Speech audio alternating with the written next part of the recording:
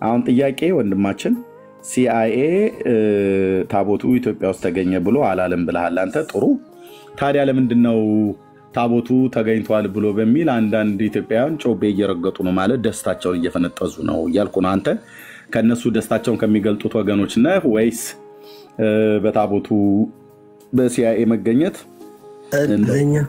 እኛ እኮ እናውቀዋለን እንዳለ ለምን ደስታችን ገልጻለን አለ እኮ። ስለዚህ ለምን ደስታችን አለ አይደል?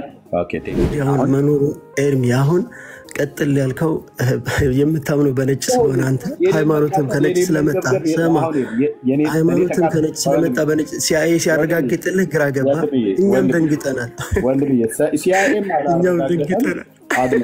ወንድም ሰርጎ ገላናቸው አሁን ዶክተር ናቸው። እሳቸው ከየት አምጥተው ነው? የኢትዮጵያ የአዲስ አበባ ዩኒቨርሲቲ አንድ የቀበሌ ምናምን ነገር አይደለም። የአዲስ አበባ ዩኒቨርሲቲ ይህን መጽሐፍ ከማን ላይ ነው አምጥቶ በግዕዝና በአማርኛ የተጻፈውን ከየት አምጥቶ ነው የጻፈው? ፕሮፌሰር ጌታቸው ኃይሌን ታውቃቸዋለህ? እኔ አላውቃቸውም። ኤርሚ ምንጩ የኦርቶዶክስ ቤተክርስቲያን መጽሐፍ ነው። ለምን አታሳየን? የሲፈናባት አታውቀው? ፕሮፌሰር ጌታቸው ኃይሌ የኦርቶዶክስ ቤተክርስቲያን መጽሐፍ ነው ምንጩ። ምንጩ ከዛ አምጥቼ ነው የተረጎምኩት የሚለው ለምን አታሳየንም? ፀሐይ የካደ ክብረ ነገስትና ፍትሐ ነገስትን አላከበረካል። ግለሰቦችን ካላወቅ ለምሳሌ ፕሮፌሰር ጌታቸው ኃይሌ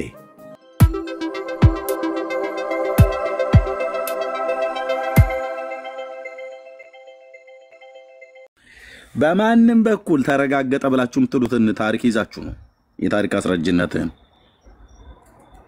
ከማቀርብልህ የታሪክ ማስረጃና ከመጽሐፍ ቅዱስ እውነት ጋር እሱን አንድ ታረገውና እንግዲህ ሲአይኤ ከመጽሐፍ ቅዱስ አይበልጥ። የራሽያው የስለላ ድርጅት ነው ያገኘው፣ የአሜሪካው ነው፣ ራሷ የእስራኤል ነው፣ የጀርመን ነው፣ የቻይና ነው፣ የአፍጋኒስታን ነው፣ የኡዝቤኪስታን ነው ብለህ ብትል ምንም አይደለም። ኦኬ ሰልለው አገኙት፣ ደረሱበት፣ እውነትህን ነው። ኦኬ ኑና ታሪኩን እውነት አድርጉት ነው ብለን የምንለው። እንኳን ደህና መጣችሁ ወገኖቼ፣ ሰላም ለእናንተ ይሁን። እንሰማለን አብረን ማለት ነው። ታብና ኮፒ ሊንክ ሼር ይደረግ፣ በደንብ ይደረግ። አሁን ከሚደረገው በደንብ ይደረግ። 8600 አካባቢ ደርሷል። ታቡን ሚዛኑ ከፍ እናደርገዋለን። ጸጋና ሰላም ይብዛላችሁ። እስከዛ ዳግሻይና ሰላሚና መተዋል ሰላም ይላሉ ከቻሉ ማለት ነው። በደንብ ግን ሼር ይደረግ። እሺ ይሄን ታሪክ ሲኤንኤን ማለት ሲአይኤ ዛሬ ሲኤንኤን እና ሲአይኤ እንትን አሉብኝ። ሲኤንኤን ሚዲያው ነው። ሲአይኤ የአሜሪካ የስለላ ድርጅት የደህንነት ቢሮ ታቦቱን ኢትዮጵያ ተገኝቷል ብሏል ያላችሁ መረጃ አለን እያላችሁ ግማሾቻችሁ ቤታችሁ ሻማ የለኮሳችሁ ጴንጤ ሁሉ ተዋረደ ትሉናላችሁ። ኢትዮጵያ ውስጥ ታቦቱ ተገኝቶ ጴንጤ ለምን ይዋረዳል? ለምን ምን የሚያገናኘን ነገር አለና እንዋረዳለን? አሁን ጥያቄው መዋረድ መክበር ብሎ የሚለውን ተውና ናና ኢትዮጵያ ውስጥ እንዴት እንደመጣ ብቻ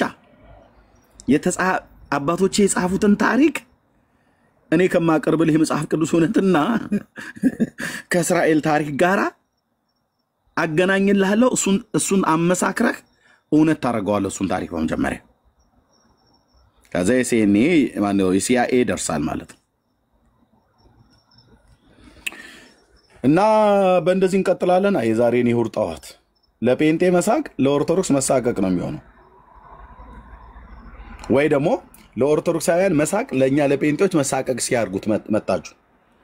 ታሪኩን ውሸት መሆኑን በእኛ በእውቀታችሁ ሞግቱ አስረዱንና በቃኛ እንሸማቀቅ። ዛሬ ሌሎች እንኳን እንትን ባይሉ እኔ ልሸማቀቅ። እኔ ታቦቱ እንደውም የለም ብዬ በጣም ሽንጤን ገትሬ እየሞገትኩ ያለሁት ማን ነው አለ ብሎ የሚለው ኦርቶዶክስ እጁን የሚያወጣ ኦልሞስት ወደ 300 ሰው ሊጠጋን ያለ ነው። ኦርቶዶክሳውያን ካላችሁ ግቡ። ቴንክ ዩ። እስከዛ ወንድሞች እና እህቴ ሰላም ይላሉ። ተባረኩ። ዳግሻ የምችል ከሆነ ሰላም ማለት ይችላል። ኮፕሊንግ ሼር በጣም ይቀጥል ወንድሞች እናቶች። የምትችል ከሆነ ማለት ነው። ካልቻለ ዳጊ ስራ ላይ ከሆነ በፈለገው ሰዓት ላይ ማይክ ከፍቶ ሰላም ማለት ይችላል። አይ ቲንክ የቻለ አይደለም። እህትየው ሰላም ማለት ይችላልሽ።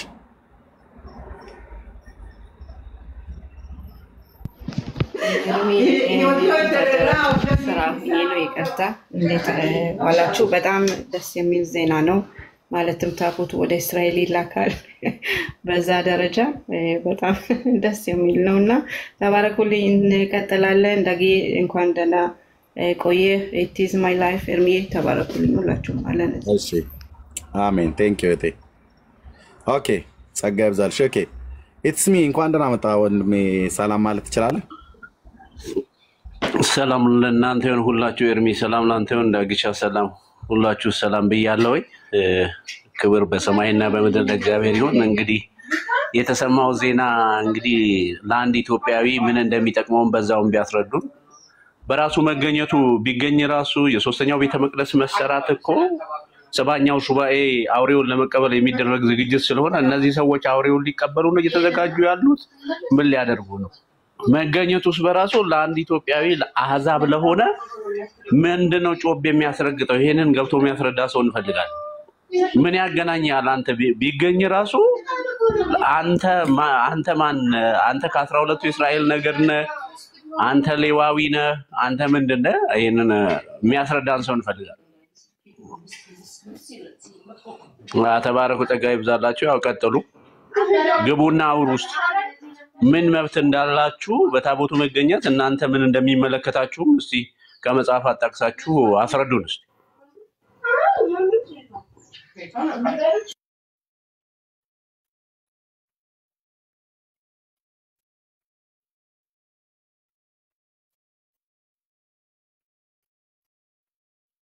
ቴንክ ዩ ወንድማችን ንቀ ቴንክ ዩ ወንድማችን ተባረክ። እንግዲህ እንጠብቃለን። ታቦቱ እንኳን ከተገኘ በታቦቱ መገኘት ሊደሰቱ የሚገባው እስራኤላውያን ናቸው። እነ ሰላም ማለት ነው። እነ ሰላም ግን አንቀላፍተውልሃል። ምንም እነሱ አይደሰቱም፣ ምንም አይሉም። ኢትዮጵያ ተደሳች ነች ብለው ሲሉን ጠቅላይ ሚኒስትር መለስ ዜናዊ ያሉትን ተረት ያስታውሰኛል። አይ ምሳሌ ነው፣ ተረት ነገር ነው። ምች ይላሉ አሉ ጠቅላይ ሚኒስትሩ ስለ እንግሊዝ ፕሪሚየር ሊግ ጨዋታ የኢትዮጵያ ወጣቶች እየተደባደቡ ነው፣ እየተቀጣቀጡ ነው። አርሰናል፣ ማንቸስተር፣ ቼልሲ፣ ሊቨርፑል እያሉ የኢትዮጵያ ወጣቶች በኳስ ማየት ፍቅር እንትን ቡድን በመደገፍ በዚህ በኳስ ፍቅር ወድቀውልህ ከፍቅሩ የተነሳ በተቃራኒው ጾታ ባሸነፈውና በተሸነፈው ታይ እንዳት ወይት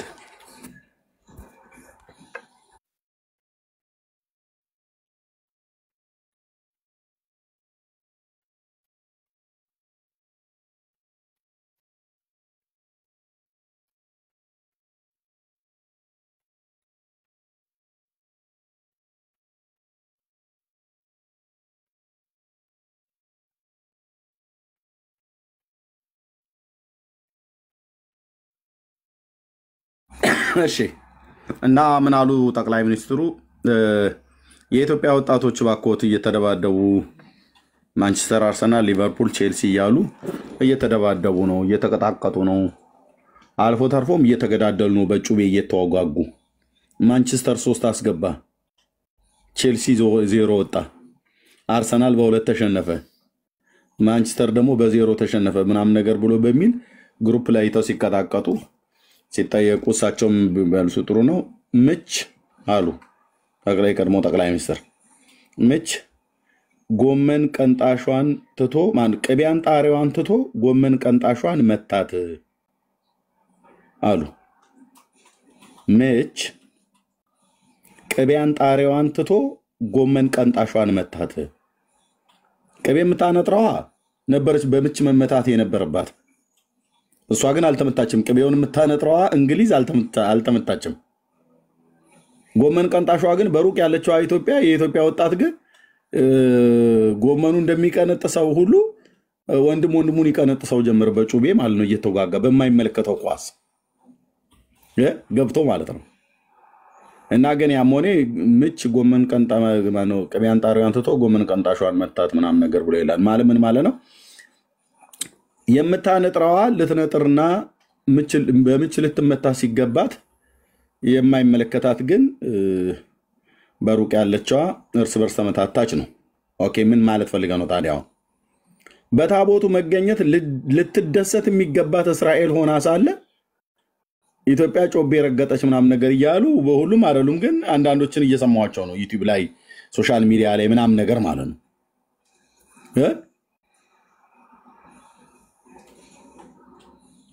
አቤቱ ጌታዬ አንተ ምን አይነት ትውልድ እንደሆነ ማለት ነው። ኢቭን የታቦቱ እንኳን መገኘት ኢትዮጵያ ውስጥ እውነት ነው እንኳን ተብሎ ቢባል እኮ ሲጀምር እውነት አይደለም እንደው ነው እንኳን ቢባል ታቦቱ ባለቤትነቱ የማን ነው? እግዚአብሔር ለኢትዮጵያ ነው እንደሰጠው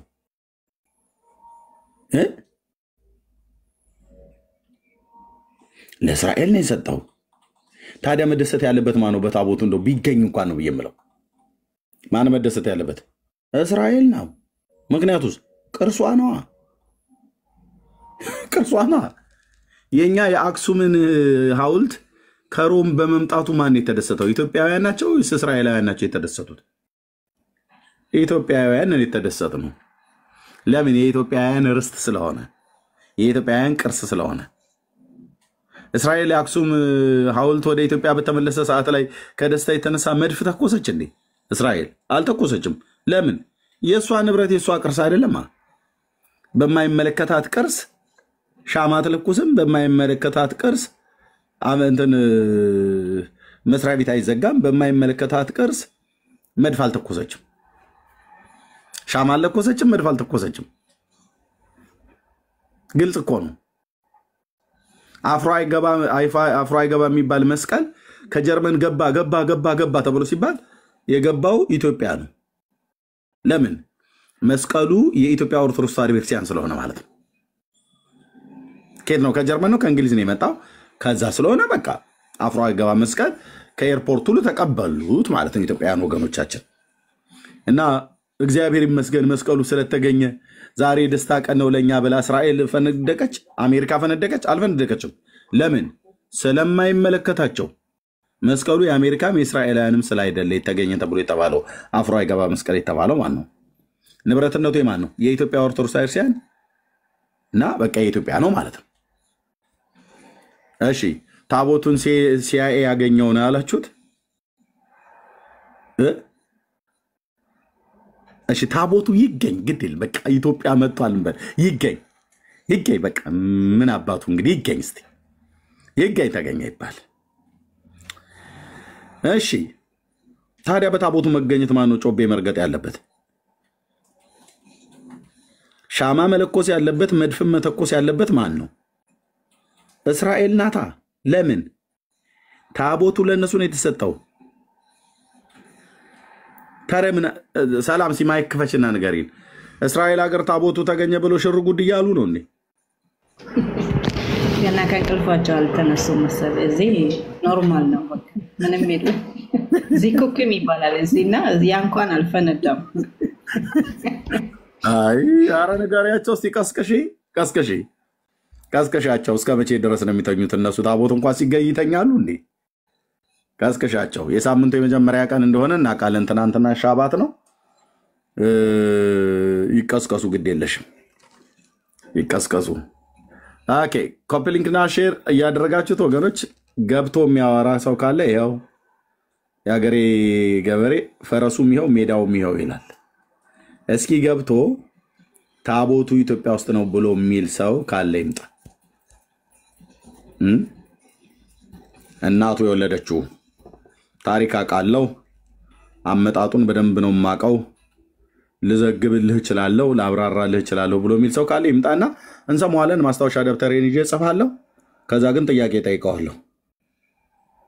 አይ ብለናል የሚባል ነገር የለም። እና ኑ ቴንኪው መምጣት ትችላላችሁ። አንዳንድ ቁጥር ጻፉ። ኦርቶዶክሳውያን የሆናችሁ ገስት ላይ ያላችሁ በሙሉ ውረዱ። ማን እንደሆናችሁ ስለማለቅ ኦርቶዶክሳውያን የሆናችሁ አንዳንድ ቁጥር ጻፉ። የወንጌል አማኝ ሆኖ ሆን ብሎ ገስት የሚልክልኝ እንዳታዝኑ፣ በእኔ ብሎክ ነው የማደርገው። አሁን ከገስት ላይ በሙሉ አስወርጃለሁ። ገስትን እንደገና የሰው ምልክት የምትመስለዋን ነገር ነክታችሁ ሳታቁም ቢሆን የምትልኩ የወንጌል አማኞች ብሎክ ነው የማደርጋችሁ። እንዳታዝኑ 400 ሰው እየሰማችሁ ነው እዚህ እንዳታዝኑ እጃችሁ የሆነ ነገር ከማድረግ በፊት አስቡበት ምንም ማስጠንቀቂያ እንኳን አልሰጥም ለዚህ ጀምሬያለሁ ማለት ነው አሁን በአንዲት እህት ጀምሬያለሁ ተናኘ ጎ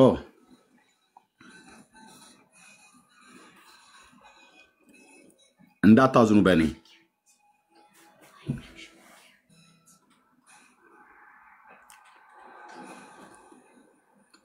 እሺ ኦርቶዶክሳውያን ካላችሁ ላኩ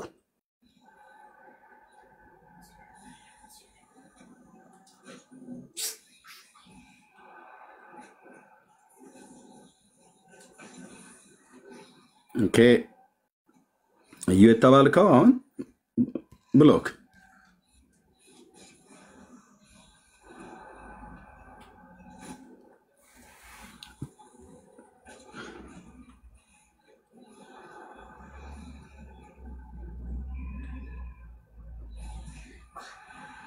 ኦርቶዶክሳውያን የሆናችሁ አንድ ቁጥር ጻፉልኝ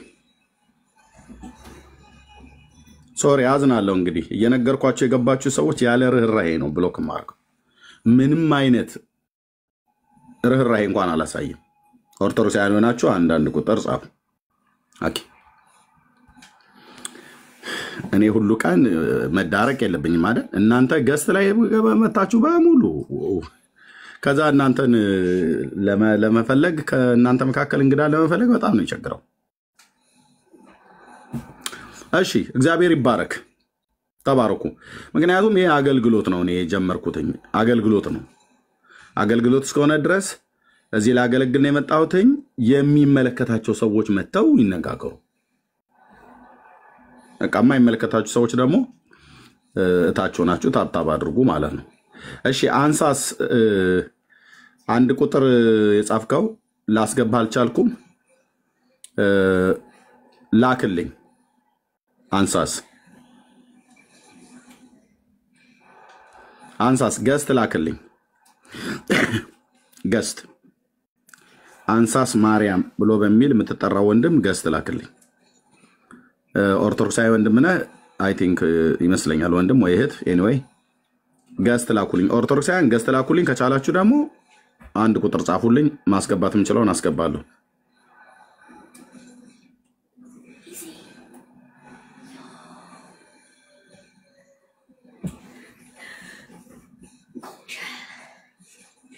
እሺ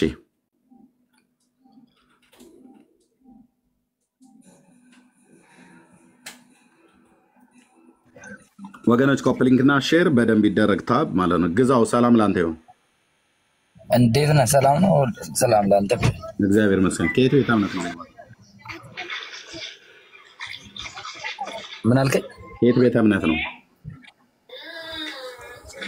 አልሰማሁም ከየት ቤት እምነት ነው እና የሚያገለግሉ ወንድሞቼና እህቶቼ ገብተዋል በቃ ከዛ ውጭ ምን ያርግልሽ ነው አንቺ መተሽ ኦርቶዶክስ ማን በወንጌል አማኝ ሆንሽ እህቴ ምን ልታርግ ነው የምትገቢው በወንጌል አማኝ ሆንከ ወንድሜ ምን ልታርግ ነው የሚገባው አንተ ልትመልስልኝ ነው ይሄን መልስ ምን ልታርጉ ነው የምትመጡት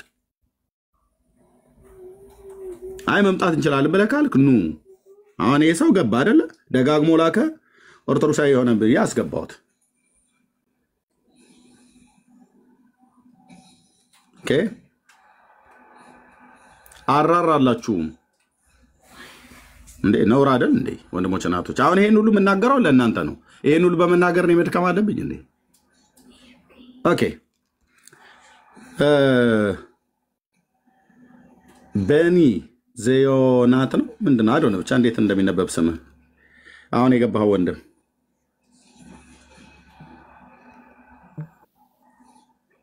የገባው ሰው ዮናታን ነው ወርዶ ቤንት ዮናታን ነው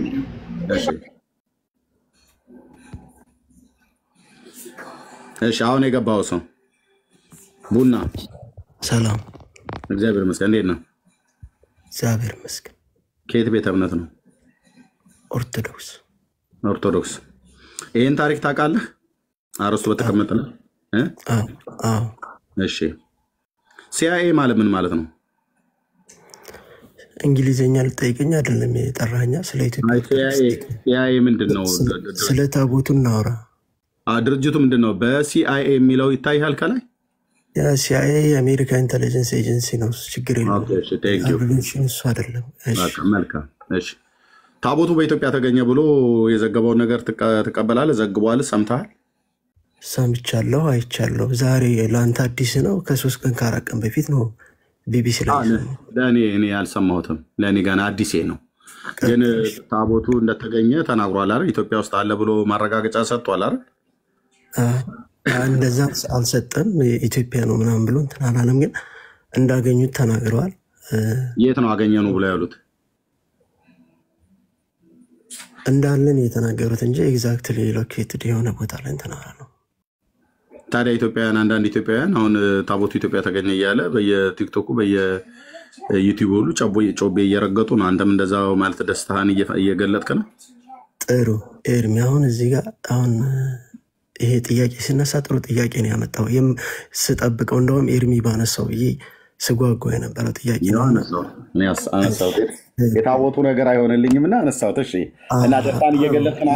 ለምን መሰለህ ብዙ ጊዜ ስትፎክር ነበረ ቋንጣ አረጉት ምናምን፣ ዛሬ ይወርዳል። ለምን መሰለህ እንደዚህ አልኩ። ይሄ ታቦት ይወርዳል እና አሜሪካን ሁሉን እስራኤልን ሁሉን ያጨናነቀ ነገር ነው። ችግር የለም ማንንም ያጨናነቀ አሁን እኔ እንደውም አንተን የምጠረጥርህ እንደሰላይ ነው። ለምን ታቦቱን የት ነው ምናምን ንገሩኝ ያልክ በጣም እንትን ትላለህ። ይሄንን ያለበት ምን የት ነው ብዬ ለምን ነገሩ ይላል። ኦርቶዶክስ ራሷ እኮ እኔ ነገሩ ይሳል ለዓለም ሁሉ ተናግራ እኔ ጋር ነው ያለው ብላለች። እኔ ምን ነገሩ ብዬ ይላል። ስማ ምን ያክል አክሱም ነው ብላችሁ ወንድምና ዓለም ሁሉ የሚፈልገው ወንድምዬ አሁን ቡና ወሬ የሚመስል ነገር ሳይሆን እኔ ታቦቱ የት እንዳለ ነገሩኝ። ሰላይ ነኝና አሜሪካ ልካኛለች፣ እንግሊዝ ልካኛለች፣ ወይ እንትና ልኮኛል፣ ወይ እስራኤል ልኮኛል አላልኩ ሳይልም ራሱ ቤተክርስቲያኒቱ ራሱ ምንም ሰላይም ሳይጠይቃት ሰላይም ሳይመረምራት ታቦቱ እኔ ጋ ነው አክሱም ነው ያለው የዛሬ 3000 ዓመት አምጥቼዋለሁ ብላ ተናግራለች። አንተ በቃ ዓለምንም ይሁን እስራኤል ማንን ሲኤንኤንም ይሁን ቢቢሲን ዋቴቨር ሲአይኤንም ይሁን ሞሳድን ያጨናነቀ ምናምን ነገር ያለ ነው አይደል? ዓለምን ሁሉ ትኩረት የሳበ ነው አይደል የታቦቱ ጉዳይ። አሁን ጥያቄ ወንድማችን ሲአይኤ ታቦቱ ኢትዮጵያ ውስጥ ተገኘ ብሎ አላለም ብለሃል አንተ። ጥሩ ታዲያ ለምንድነው ታቦቱ ተገኝቷል ብሎ በሚል አንዳንድ ኢትዮጵያውያን ጮቤ እየረገጡ ነው ማለት ደስታቸውን እየፈነጠዙ ነው እያልኩ ነው። አንተ ከነሱ ደስታቸውን ከሚገልጡት ወገኖች ነህ ወይስ በታቦቱ በሲአይኤ መገኘት እኛ እኮ እናውቀዋለን እንዳለ ለምን ደስታችን ገልጻለን አለ እኮ። ስለዚህ ለምን ደስታችን አለ አይደል? ኦኬ ቴንክ ዩ። በቃ አለ ብሎ የሚለውን ታሪክ እንግዲህ አለ ብሎ የሚለውን እውነት ካመንክ ታቦቱ እስኪ እንግዲህ እናውጋ። ታቦቱ ወደ ኢትዮጵያ መቼ ነው የመጣው? እሱን ታሪክ እውነት አድርግልኝ እኔ ፊት። ጥሩ እንግዲህ አሁን መኖሩ ኤርሚ አሁን ቀጥል ያልከው የምታምነው በነጭ ስለሆነ አንተ ሃይማኖትም ከነጭ ስለመጣ ሰማ ሃይማኖትም ከነጭ ስለመጣ በነጭ ሲአይኤ ሲያረጋግጥልህ ግራ ገባ። እኛም ደንግጠናል። ወንድምዬ ሲአይኤም እኛም ደንግጠናል። ወንድምዬ ማውራት ፈልጋለህ ወይስ ታች ላውርድ? አውርድ ችግር የለውም። ለአንተ ስላስደነገጠው ምን ያስደነግጠኛል? ምን ያስደነግጠኛል? የእናንተ ጣውላ ካላችሁ እሱን አውጡና አሳዩ። ከዛ ውጭ የእስራኤል እግዚአብሔር ቃል ኪዳኑ ታቦት ኢትዮጵያ ውስጥ መጥቷል ብሎ የሚለው ሲአይኤም አላረጋገጠም። ኦኬ አላረጋገጠም ሲጀምር። ኦኬ እናት አረጋግጦ ከሆነ መረጃውን ታመጣለህ ኢትዮጵያ ውስጥ ነው ያለው ብሎ የሚለው ማለት ነው። አንድ ካልሆነስ ደግሞ አንተ ደግሞ እውነቱን ትናገራለህ ነው እንጂ ገብቶ በቆሽት ውስጥ ርር እያለ ስላልክ መልስ አይደለም። የምታውቁ ሰዎች ግቡና ታሪኩን እውነት ታርጉታላችሁ። ነው ፊት አክሊላ አንበሳው የተዋህዶ ልጅ የቁርጥ ቀን ልጅ ተጽዕኖ ፈጣሪ ምናምን ነገር ያላችሁት አልፈልግም ብሎ 2 ጊዜ ተናግሯል። ቲክቶክ ላይ እነዘበነ መረጃ ፌስቡክ ላይ ሁሉ ተጠየቁ፣ ዩቲዩብ ላይ ተጠየቁ። በፍጹም በዚህ ጉዳይ አናወራም ብሏል። አሁን እናቱ የወለደችው ኦርቶዶክስ እውቀት ያለው ከስሜታዊነት ይወጣ በዚህ ትውልድ ፊት ለኤርሚያስ ብሎ ሊያሳይ የሚችል ዘመን ጠቅሶ ታሪክ ገልጦ መጽሐፍ አገላብጦ ቤተክርስቲያኒቱ የጻፈችውን የታሪክ ማስረጃዎች በደርዝ እያደረገ እያሳየ እዚህ ትውልድ ፊት ኤርሚያስንም አሳምን ጴንጤውንም አሳምን። ካልሆነስ እኛ እንፈጭሃለን አልኩ በእግዚአብሔር ቃል እውነት በእግዚአብሔር ቃል መዶሻ እናደቃለን ማለት ተረተህን ማለት እና ኦርቶዶክሳውያን ካላችሁ ግቡ ቴንኪው ይሄ እንግዲህ ስለገለፈት ከታች አውርጃለሁ ማለት ነው። ይሄ መልስ እንጂ ፈለኩት በልልኝ አላልኩ ማለት ነው። እሺ ቴንኪው 21:12 አቤት እንኳን ደህና መጣ። እንኳን ደህና ቆየኝ። ከየት ቤተ እምነት ነው ወንድማችን? ከኦርቶዶክስ ነው። እንኳን ደህና መጣ። ቴንኪው አሜን። እሺ የሲአይኤን ዘገባ ሰምተዋል? አዎ ሰምቼዋለሁ። ታቦቱ ኢትዮጵያ ውስጥ ተገኘ አለ ሲአይኤ። አይ እንዳለኛ ድሮም እናውቃለን እኮ ለኛ ስለወራ አዲሳችን አይደለም። አዎ ግን አለ ወይ እሱ? አዎ እንደሚገኝ በመካከለኛው ምስራቅ ኢትዮጵያ ውስጥ እንደሚገኝ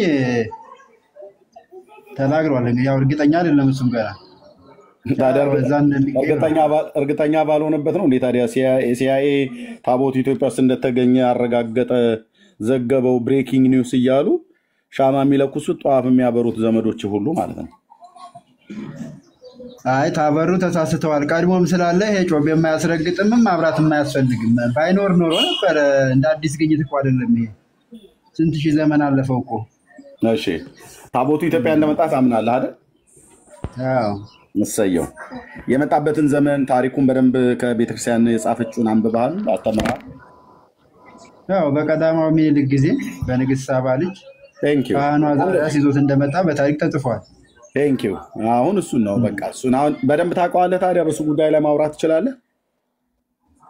ያው ያነበብኩትን ነው እኮ የምነግርህ። ይሄ እኮ የቀደመ በእኛ የምናንደርደው በእኛ እድሜ ያለውን ነው የምናውቀውን ያየነውን እናወራለን። በታሪክ ያነበበውን ደግሞ እንናገራለን።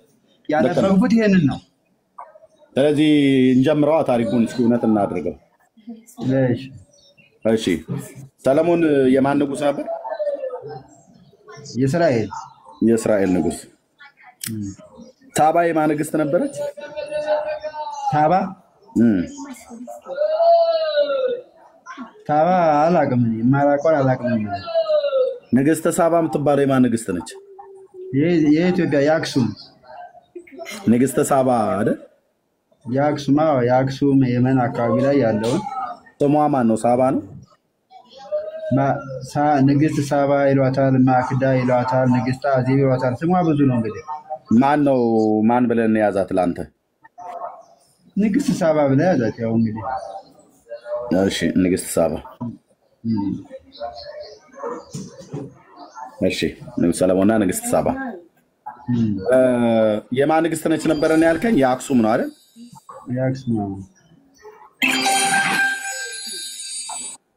የአክሱም የኢትዮጵያ ንግስት አይደለችም ማለት ነው። አዎ ያው ኢትዮጵያ የሚለው ስም ታውቃለህ። ይህ በታሪክ እኮ አክሱም የኢትዮጵያ አንዱ አካል ስለሆነች የኢትዮጵያ ተብላ ትጠራለች። አክሱም የኢትዮጵያ አንድ አካል የሆነችው መቼ ነው? አሁን አንድ አካል አይደለችም። መቼ ነው የሆነችው ያልኩህ? አሁን አይደለም። ስለ ሳባ ዘመን እየጠየኩ አሁን አንድ አይደለችም ትለኛለህ እንዴ? አሁንማ ሀገሬ ናት። እኔ ያልኩህ አክሱም የኢትዮጵያ አካል የሆነችው መቼ ነው? 21:12 ምን ሆነ ነው እዚህ ሰውዬ ጋር ልብ የሚፈስ? ይህ ሰውዬው ዝም ብሎ ማለት ነው የሴቶች ለመፈረም የተዘጋጀ ታው ለምን ያስወጣቸው? ታው ያውራ እንጂ ሰው ያለው ሲጋቡ እንደዚህ ስድብ ሲሳደቡ እንዳታስወጣቸው። 2 ደቂቃ እዚህ ቤት ይፈቀዳል ለስድብ። ምንም አይነት ዘግናኝ የሚባል ነገር እሷን እንትን የሴት መቀመጫ ላይ አለ ሲፈርም ነው የሚውለው ማለት ነው። እንግዲህ ሴቶቹን ግለጡልኝ እያለ ይፈርማል ማለት ከዚህ ቤት ወይ የእሱ አባትና እናትም ሲፈራረሙ ሲያስፈርሙ ነበር ማለት ነው። ያው እንግዲህ ያለው ነው የሚያደርገው። ወይ የሱ ሚዩት አድርገው ወንድሞች። ይሄ ሰው አሁን የምንረዳው የእርሱ አባት እንግዲህ ሴቶች መቀመጫ ላይ እየፈረመ አሳድጎታል ማለት ነው። ሰው መቼም ከወላጁ ነውና የሚማረው። ወይ ደግሞ የሱ እናት መቀመጫቸውም ላይ አስፈርመው ሊሆን ይችላል። ምን ይታወቃል? ወይ እህቶቹ አክስቶቹ ማለት ነው። ሰው ያላየውን አይናገርም። ስለዚህ ይሄ ሰው ያየው ያደገበት ማህበረሰብ ቤተሰቡ መቀመጫቸው ላይ እያፈራረሙ እንደዛ አድጓል ማለት ነው። ስለዚህ ተዋቸው የፈለጉን ምክንያቱም እዚህ ገብተው የሚናገሩት ነገር በሙሉ ከቤተሰቦቻቸው የተማሩት ነው እና እንዳታስወጡ እዚህ ገብተው የሚናገሩት ነገር በሙሉ እንዳታስወጡ ወንድሞቼ አደራ እና እንዳታስወጡ እዚህ ገብተው የሚናገሩት እሺ ቴንክ ዩ ሰሎሞን ከየት ቤተ እምነት ነው ወደ 21 ከመሄድ በፊት ሰሎሞን ስለ ቤተ እምነት ነው ወይስ ስለ ታቦት ማውራት ነው የፈለክ? ስለ ቤተ እምነት ነው መጀመሪያ ከየት ስለ ታቦቱ ታሪክ አይደል ማውራት የፈለክ? ከየት ቤተ እምነት ነው? ቤተ እምነት ምን ያደርግልህ? እታች ውረድ። ቤተ እምነት ምን ያደርግልህ? እታች ውረድ። ቤተ እምነት ምን ያደርግልሃል? የተጠየቀውን ጥያቄ መልስ። ደምህ እየፈላ የምትመጣ ጎረምሳ ሁሉ ታች አወርዳለሁ ማለት ነው። በእውቀት የምትናገር ከሆነ በእውቀት ተናገር። አሁን ይኸው እዚህ 21-12 ኦርቶዶክሳዊ ወንድም ነው በጨዋነት አያችሁት። እንዲህ አይነትም ወጣቶች አሉ። 21-12 እዚህ አሁን ገስት ላይ ያለው ሲገባ ኦርቶዶክስ ከየት ነው ብዬ ስለው ከኦርቶዶክስ ሃይማኖት አለ። ከዛስ ይህን ታሪክ ታውቀዋለህ ብዬ ስለው ያነበብኩትን ያህል አውቃለሁ፣ የተማርኩትን ያህል አውቃለሁ፣ እመልስልሃለሁ ብሎ አለ። ከዛ ጀመረ። አየህ እንዲህ አይነትም ኦርቶዶክስ አለ። እንደዚህ አይነት ጨዋ ማለት ነው። ጨዋ ማለት አመለሸጋ በጥሩ ቤተሰብ በጥሩ ስነ ምግባር ያደጉ እንደዚህ አይነት ደግሞ መጥተው የቤተሰቦቻቸውንና የሃይማኖታቸውን እድገት፣ ጤናማነት፣ ጨዋነት ያሳያሉ ማለት ነው። አዳሩ ስጠይቀው ታቦቱ ነው የጠይቀው ታቦቱ ልመልስልህ። ሃይማኖትህ ምንድን ነው? ኦርቶዶክስ ነህ? ሙስሊም ነህ? አይሁዳዊ ነህ? ጴንጤ ነህ? ካቶሊካዊ ነህ? ማነህ አንተ የምትሰጠኝ ይህን መልስ የምትሰጠኝ ሰውዬ? ከየት ቤተ እምነት ነው? ምክንያቱም ታቦቱ ኢትዮጵያ ኦርቶዶክስ እኔ ጋር አለ ብላ እስካለች ድረስ ከኢትዮጵያ ኦርቶዶክስ ክርስቲያን አማኞች ብቻ ነው ስለ ታቦቱ መልስ የምፈልገው ማለት ነው። ቴንክ ዩ 21-12 ወንድማችን እንቀጥል። እኔ እናንተ እንቀጥል። ሌሎች እታችሁ ነው ስታስገቡ ኦርቶዶክሳውያን መሆናቸውን ብቻ አስጋይታችሁ አስገቡ ወገኖች። እሺ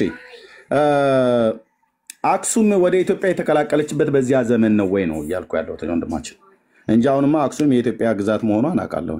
አክሱም የኢትዮጵያ ግዛት የነበረችው በዚያ ዘመን ነበረ። 21-12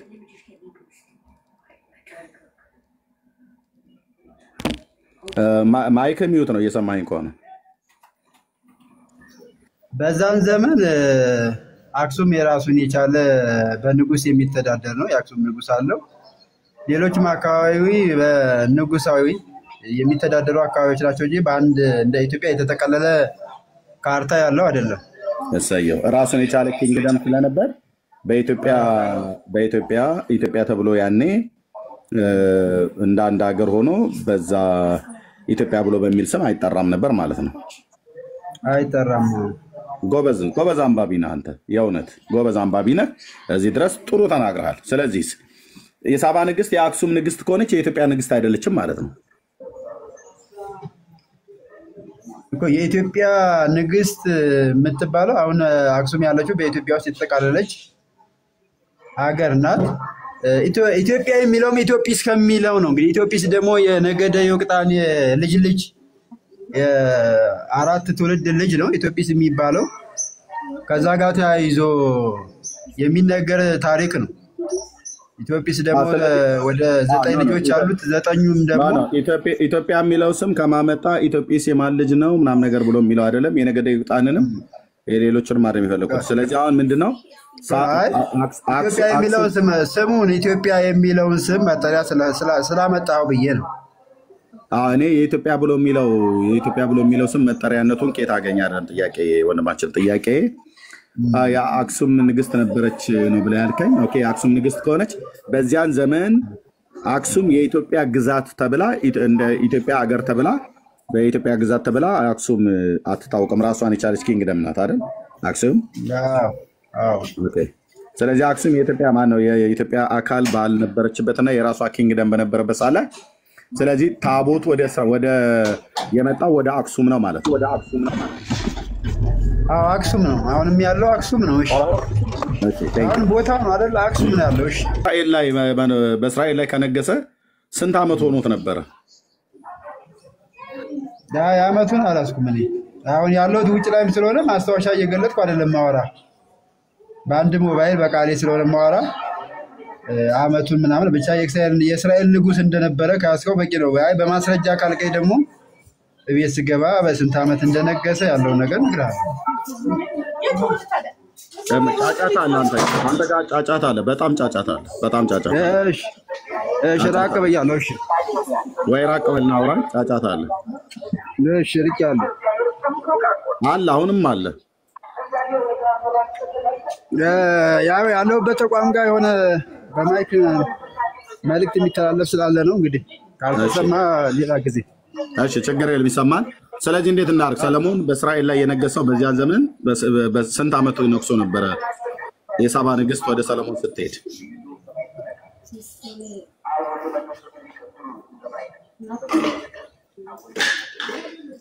ወንድማችን እኔን ነው? አዎ የሳባ ንግስት ሰለሞን ጋር ስትሄድ ሰለሞን በእስራኤል ላይ ከነገሰ ስንት ዓመት ሆኖት ነበር? ጆኒ አሁን የነገርኩ መስሎኝ ነው እኮ። አመቱን ከሆነ ማስታወሻ ላይ ቤት ስገባ ነው። አሁን አላውቀውም። ብቻ በዛን ጊዜ ንጉሱ እሱ ነበረ። ያለሁት ውጭ ላይ ነው አልኩህ አይደለ? ኦኬ። ስለዚህ ዋናው አርዕስት እሱ ጋር ስለሆነ ስለዚህ እሱ የነገሰበት ዘመንና እሱ ንግስና ላይ ከወጣ መንበረ መንግስቱን ከላይ በዙፋን ላይ ከተቀመጠ በእስራኤል ላይ ከነገሰ ከስንት ዓመት በኋላ ወደ እስራኤል እንደሄደች የሳባ ንግስት እሱን ካላወቀው ታሪኩን አታውቀውም። እሱ ጋር ሌላውን ታሪክ ልታውቀው ትችላለህ።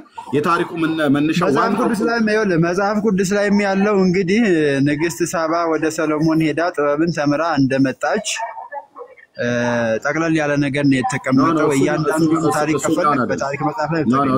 እሱኛው አይደለም የምለው ወንድሜ። እሱ በኋላ ላይ ከሰሎሞን ጋር ጥበብን ሄዳ ጥበቡን አይታ ጥበብን ተምራም ብሎ የሚለው ነገር እሱ በኋላ ላይ ይመጣው። ግን ስለ ታቦቱ ለመናገርና ታቦቱ ቆይ ወንድሜ ስለ ታቦቱ ለመናገርና ታቦቱ ወደ ኢትዮጵያ መጣ ብሎ ለማለት በመጀመሪያ ሰለሞን የሚባለው የእስራኤል ንጉስ በእስራኤል ላይ መቼ ነው የነገሰው? ከነገሰ ከስንት ዓመት በኋላ ነው ንግስቲቱ ወደ ሰለሞን ጋር የሄደችው? ሰለሞን ከነገሰ ደግሞ በኋላ ቤተ መቅደስ ሰርቷል። ቤተ መቅደሱን ሰርቶ ከጨረሰ በኋላ ነው ወይ ሳይጨርስ በፊት ነው ወደ እስራኤል ሄዳ ንግስቲቱ ያየችው? ከዛ በሱ ዘንድ ደግሞ ከቆየች በኋላ ልጅ ወልዳለች አይደል? እንደምታውቀው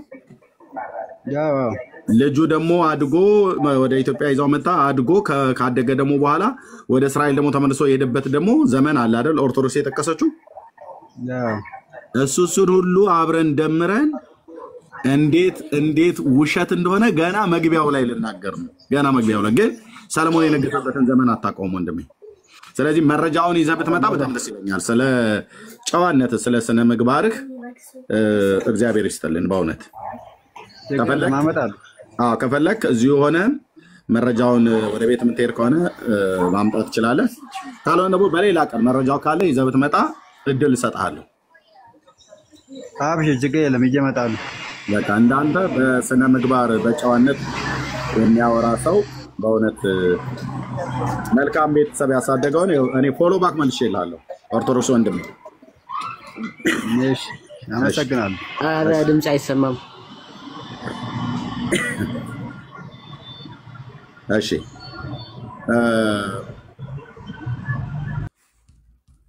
ከዚህም የተነሳ ሰይጣን ይፈር እንግዲህ ማነው መናፍቃን ይፈሩ፣ እኛ ግን አናፍርም። ድሮም ስንል ነበር ነጮች አረጋገጡልን ምናምን ነገር ብላችሁ አላችሁ። ኢትዮጵያ ውስጥ አለ ታቦቱ አለ ሲአይኤ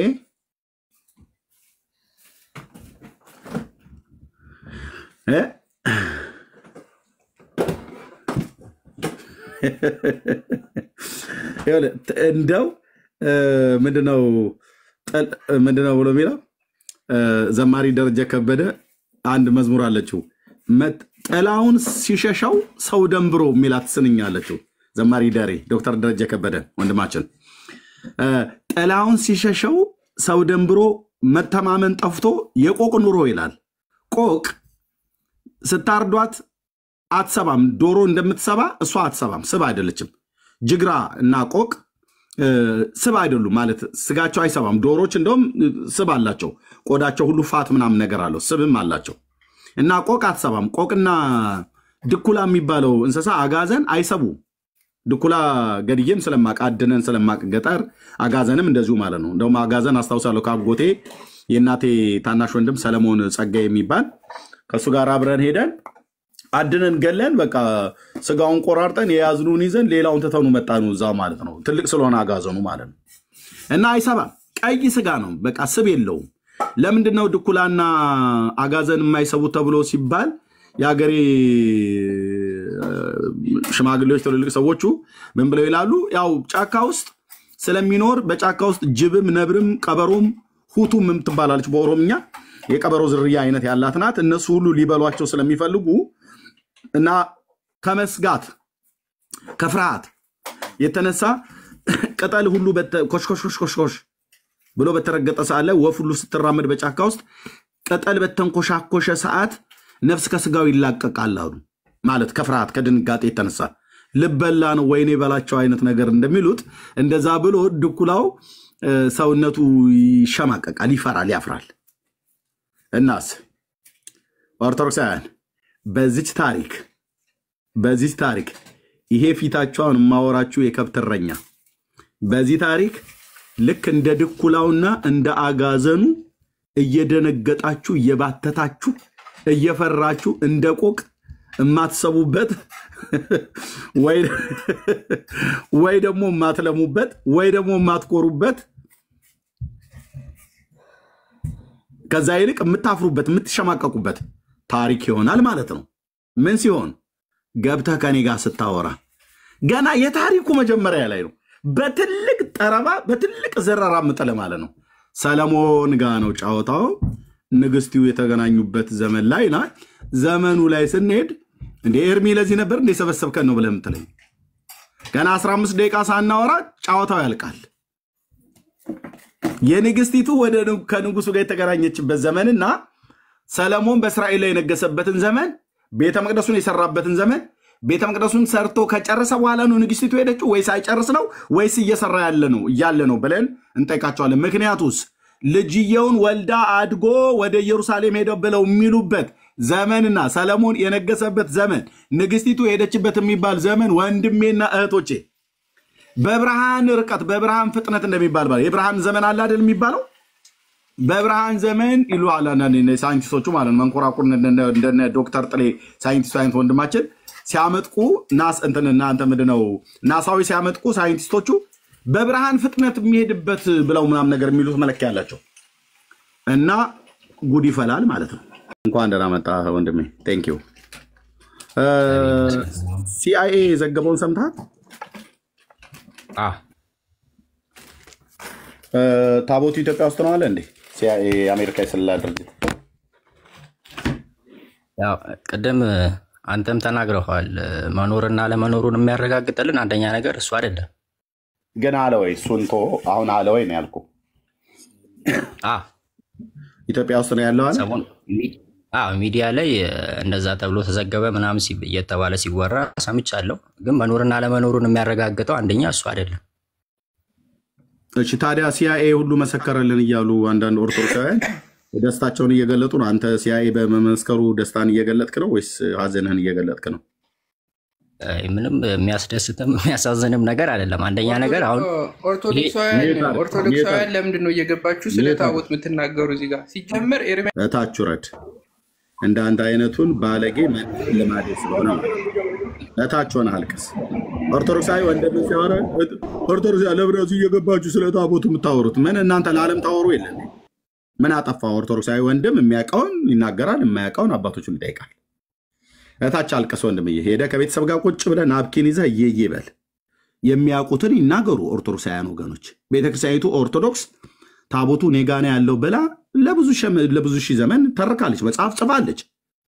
ህዳር 21 ቀን ታከብራለች። እንዴት በሱ ጉዳይ ላይ አትጠየቁ? እንዴት በሱ ጉዳይ ላይ አትጠየቁም? ወንድማችን እየበለሰ ነው።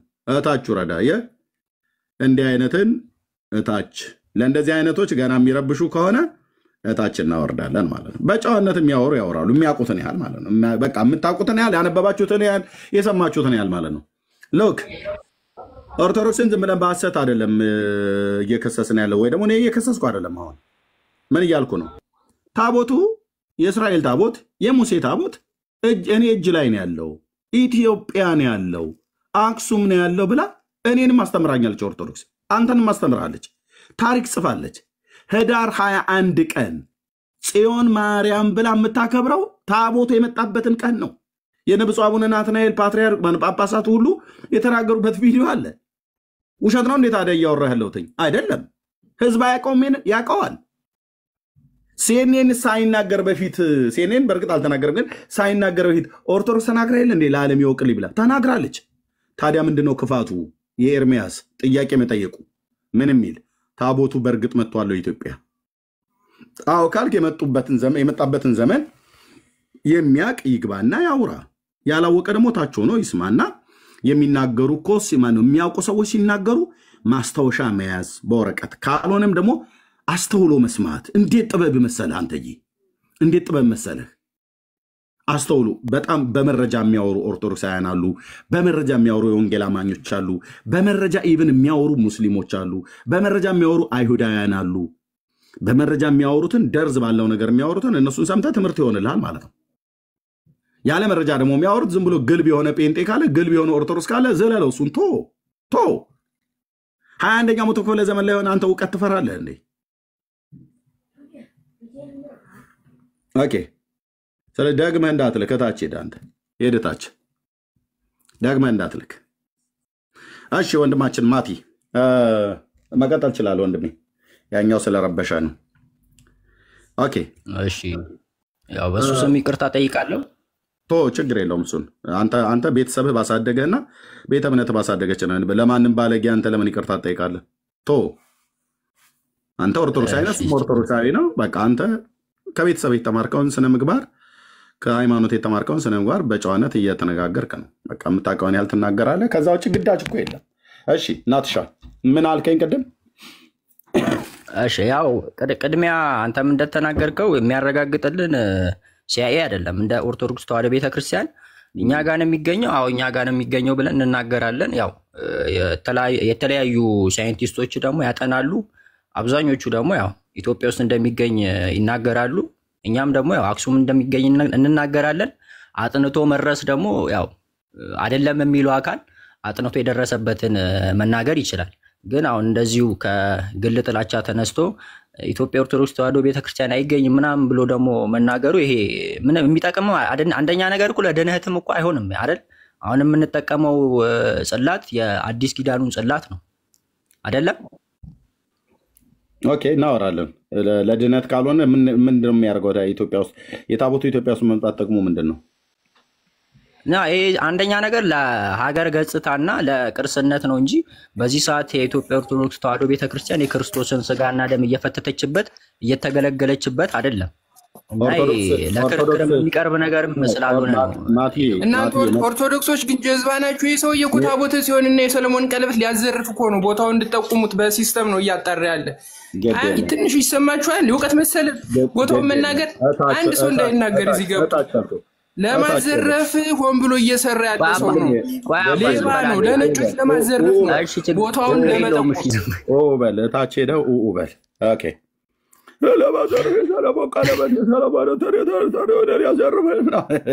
እታች ውረድና እሱን ለፍልፍ። እዚህ ወንድምህ በጨዋነት የሚያወራውን መስማት ነው። እየይበል ደግሞ ምን ይዘረፋል? እናንተው ራሳችሁ ሌባዎች ሆናችሁ ከእስራኤል እኮ ሰርቀን አመጣ ነው የምትሉት። ይኸው መጽሐፍ አለ እዚህ እጄ ላይ።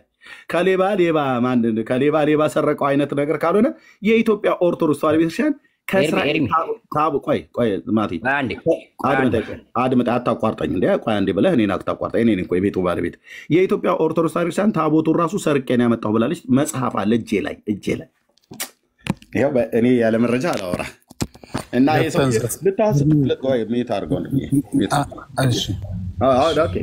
ዳጊ አንተ ለፍተን ዘርፈን ያመጣነውን ታቦት ሊዘርፉብን ነው እንዲህ ብለው እንደዛ ከሆነ ያስማማናል። ይኸው ኦርቶዶክስ ራሱ ዘርፌ ሰርቄ ነው ብላ ጽፋለች። በአዲስ አበባ ዩኒቨርሲቲ ጥናት ማዕከል የቋንቋዊ ጥናት ዶክተር ስርግው ገላው የተረጎመው በግዕዝ በአማርኛ የተጻፈ ቤተክርስቲያኒቱም ትጠቀመው እናቱ የወለደችው ኦርቶዶክሳዊ ይግባ ሰርቄን ያመጣው ብላለች። እና ምን አልከን ወንድሜ ማትዬ? ምን አልከን ቅድም? ለቅርስነት በቅርስነት ደረጃ ለሀገር ገጽታ ነው የተቀመጠው ብላ አልክ እንዴ? በሰው ሀገር ቅርስ ነው እንዴ? እኛ የኢትዮጵያ ኦርቶዶክስ ቤተክርስቲያን የሰው ሀገር ቅርስ ማስቀመጫ ናት እንዴ? የቅርስ መሰብሰቢያ ነች እንዴ? ቅርስ እኮ የሚቀመጠው በሚዚየም ነው። ቅርስ የሚቀመጠው በሚዚየም ነው እንዴ? ቅርስነትም አዎ ቅርስነቱ ከተባለ ደግሞ የእስራኤል ነው ታቦቱ። እስራኤል ነው ታቦቱ። ኦርቶዶክስ የእስራኤል ቅርስ መሰብሰቢያ ናት እንዴ? እስራኤል ለቅርስነት ማስቀመጫ ቦታ አጣዋለች እንዴ? ታቦቱ ይሄ ነው። ይሄ እዚህ የምታዩት በፒክቸር ማለት ነው። ሁለቱ የድንጋይ ጽላቶች ይኸው በዕብራይስጥ ቋንቋ የተጻፈው በታምር ያበበችው የአሮን በትር እና ደግሞ መና የተቀመጠባት የወርቅ መሶብ ተብላ የተባለው ወይንም ደግሞ ምንድነው ጎሞር ብሎ ያሉት በእነሱ ያቺው የወርቅ መና ይቀመጥባት የነበረው እስራኤላውያን በምድረ በዳ ሲጓዙ መና የመላእክት እንጀራ እንደበሉ ለልጅ ልጅ ለትውልድ ትውልድ መታሰቢያ እንዲሆን ተብሎ በዘጸአት መጽሐፍ ምዕራፍ 18 እና 19 ላይ የተቀመጠባት ናት። ያቺ ከዚህ በትሩ ስር የምትታየዋ ማለት ነው። ኦኬ እቺስ በትሯ የምትመስለው በታምር ያበበችው የአሮን በትርና ዘጸአት ዘኍልቍ መጽሐፍ ምዕራፍ 17 ላይ ሁለቱ የድንጋይ ጽላቶችስ እግዚአብሔር በእጁ የጻፈባቸው ሕጉ የተጻፈበት ነው። ይሄ ሳጥን መስሎ የሚታየው ከላይ ያለው የስርየት መክደኛው ነው። ሁለት ኪሩብ ያለበት ሳጥኑስ ታቦቱ ነው። እነዚህ ታች የምታዩቸው ሁለቱ የድንጋይ ጽላቶችና በትሯ ያቺ ታቦት ውስጥ ይገባሉ። ከዛ የታቦቱ ክዳኑ ይገጠማል። ሁለቱ ኪሩብ ከተቀጠቀጠ ወርቅ የተሰሩት ከዛ ይከደናል ማለት ነው። ከዛ አራት ካህናት በአራቱ ቦታ ላይ ይሸከሙታል። አንድ ቄስ አይደለም ይሸከመው። ይሄ ታቦት ኢትዮጵያ ውስጥ አለ ተብሎ ለብዙ ሺህ ዓመት ይዋሻል እንዳለ ግን ፓትሪያርኩ እንኳን አያውቁት። ወንድሞች እናቶች ይሄው ላይቭ ላይ ነው የምናገረው። ለሚጠይቀኝ ሁሉ መልስ ለመስጠት ተዘጋጅቼ ነው የገባሁት። እኔ አገር ጎረምሳ መጥቶ ከሚሰደበኝ የታሪክ ምሁራን ነን ብለው የሚሉት ቢመጡ ጥሩ ነበር። ዶክተሮቹ ፕሮፌሰር ፋጥን ተናግረዋል። እሺ ጊዜ ካለ ስጠኛ እንሰጣለን። እሺ ማቲ ጨርሰና እንሰጣለን። ቴንኪው ማቲ። እሺ ስለዚህ በቅርስነት ብለብትል ኢትዮጵያ ኦርቶዶክስ ቤተክርስቲያን ቅርስ ማስቀመጫ አይደለችም። ቤተክርስቲያን ቅርስ ማስቀመጫ አይደለችም። ቅርስ የሚቀመጠው ኢቭን የኢትዮጵያ ኦርቶዶክስ ቤተክርስቲያን እንኳን ራሱ ጥንታውያን የሆኑ መስቀሎች፣ አንዳንድ መስቀሎች በቅርስነት ደረጃ በሚዚየም ውስጥ አሉ የቆዩ የተባሉ ወይ ደግሞ አንዳንድ ገዳማት ላይ አልሰጥም ብላ ያስቀመጠችዋል። ልክ እንደ ጣና ቂርቆስ ገዳም ላይ ምናምን ነገር ማለት ነው። በዚያ ዘመን እስራኤላውያን የደም መስዋዕት ያደርጉበት የነበረ የተባለ እንደዚህ አይነት ነገር አለ። ግን የማን ነው ቅርስነቱ? የኢትዮጵያውያን ነው። ታቦት ቅርስነቱ የማን ነው? የእስራኤል። እና እኛ የራሳችንን የአክሱምን ሐውልት ከጣሊያን፣ አፍሮ አይገባ መስቀል የተባለ ከእንግሊዝ፣ ብዙ በጥንት በነገስታቱ በአፄዎቹ ዘመን በምርኮ ይሄዳል። በጣሊያን ዘመን ይሄዳል። ጣሊያን በተለይ በጃንሆይ ዘመን በ38 በ28 የሁለተኛው ማይጨው የመጣ ጊዜ የሁለተኛ ህዝባችንና አዲስ አበባ የጨፈጨፈበት ማለት ነው። ገዝቶ ላይ ገዛ ግን የጨፈጨፈበት እሱም የተጨፈጨፈበት ያኔ ማርከው የወሰዱት በጣም ብዙ ነገር አለ። የኢትዮጵያ የራሳችን አንጡራ ሀብት የተባለ ማለት ነው። የኦርቶዶክሳውያን አሻራ ያለበት በእምነት ደረጃ በሀገርም ደረጃ ደግሞ ልክ እንደ አክሱም ሐውልት አይነቶችን ወስደው ነበር። ከጊዜ ቆይታ በኋላ ጠቅላይ ሚኒስትር መለስ አስመለሱ አክሱምን ሐውልትን ማለት ነው። የኢትዮጵያ አሻራ ስላለበት የኢትዮጵያውያን ነውና እና አፍሮ አይገባ መስቀል ከእንግሊዝ ሀገር አይ ቲንክ ከጀርመን ወይ ከእንግሊዝ ገባ የኢትዮጵያውያን ስለሆነ ማለት ነው። አሁንም በጣም ብዙ ቅርሶች አሉን በኢትዮጵያ በጣም ብዙ ቅርሶች አሉን። ትናንትና አንድ ይሄን ተናግሬ ለማቲ ልስጣውና ማቲ የሚናገረው ነገር ካለ ተናግሮ ለሀገረ ቅድስት ልስጣው። ትናንትና አንድ አሜሪካ ላይ ዌብሳይት ማያት ዌብሳይት አለ አይታችሁት ከሆነ የኤንሸንት የጥንታውያን እቃዎችን ይገዛል ካምፓኒው። አይ ዶንት ኖ ዳጊዬ ታውቀው ከሆነ ስሙን አላስኩትም። ቪዲዮን አይተው ዳውንሎድ አድርገዋለሁ ብዬ ነበር ያደረኩት አይመስለኝም። እና የጥንት እቃዎችን ይገዛል እና የጥንት ልብሶችን፣ የነገስታት ልብሶችን፣ ሳንቲሞችን፣ የወርቅ ሳንቲሞች፣ የጥንት ሮማውያን ቄሳሮች፣ የፈርዖን ሳንቲሞችን ኢቭን የኛ የኢትዮጵያዎቹ እንኳን ራሱ የአፄዎቹንም ሳንቲም ከአፄ ሚኒሊክ በፊት የነበሩ አፄዎች ይጠቀሙባቸው የነበሩ የብር የምናምን ነገር የወርቅ ሳንቲሞች በመካከለኛ ምስራቅ ያሉ እንደነሱ አይነት ነገር ይገዛል። እና አንዲት ሴት ይዛ መጣች። ትናንትና ይዛ መጣችና ጥቅልል ነው፣ ክርታስ ነገር ይመስላል። ጥቅልል ነው። ልክ አይሁዳውያን ቶራን የሚይዙበት ወይ ደግሞ በጌታ ኢየሱስ ክርስቶስ ዘመን የመጽሐፍ ጥቅልል ተብሎ እንደሚባል በቆዳ ላይ የተጻፈ እንደሱ አይነት የኢሳያስ ትንቢት መጽሐፍ እንደዛ አምጥተው ነው ለጌታችን የሰጡትና ያነበበው። እና እቺ ሴት ይዛ መጣች። ቪዲዮ ነው ያየሁት። እና እዛ ሰውዬ ጋር ይዛችሁ መጣችና ከፈተው። ሲከፍተው ጥቅልል ነው እና በብራና ነው የተጻፈው በግዕዝ ነው። በጣም የሚገርማችሁ ነጮቹ እኛ ግዕዝ አልተማርንም፣ ነጮቹ ግዕዝ ተምረዋል። እና አንድ ኤክስፐርት ተጠራ፣ ግዕዝ የሚያውቅ ነጭ ነው ግን። እና ጠራና እሱን በሱ ማረጋገጥ ፈለገ። ከዛ መጣና ምን አለ? የኢትዮጵያውያን የጥንታውያን የሆኑ ጥቅልሎች የእግዚአብሔርም ቃል የተጻፋላቸው የጥንቆላ መጽሐፍት የተጻፋላቸው ዊችክራፍት ነው ያለው ራሱ ማጂሽያን የጻፉት ነው ያለው። እና ደግሞ ምንድነው ብሎ 3 ጠቀሰና ይሄኛው ጥቅልል ግን የማጂሽያኑ ነው አለ።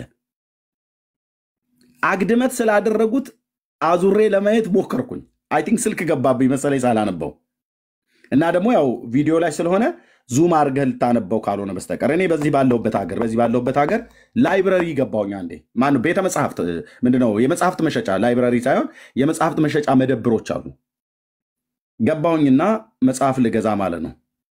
የጥንት መካከለኛው ምስራቅ በተለይ ቢብሊካል ማፕ እሱን ልገዛ ገባሁኝና አገኘው።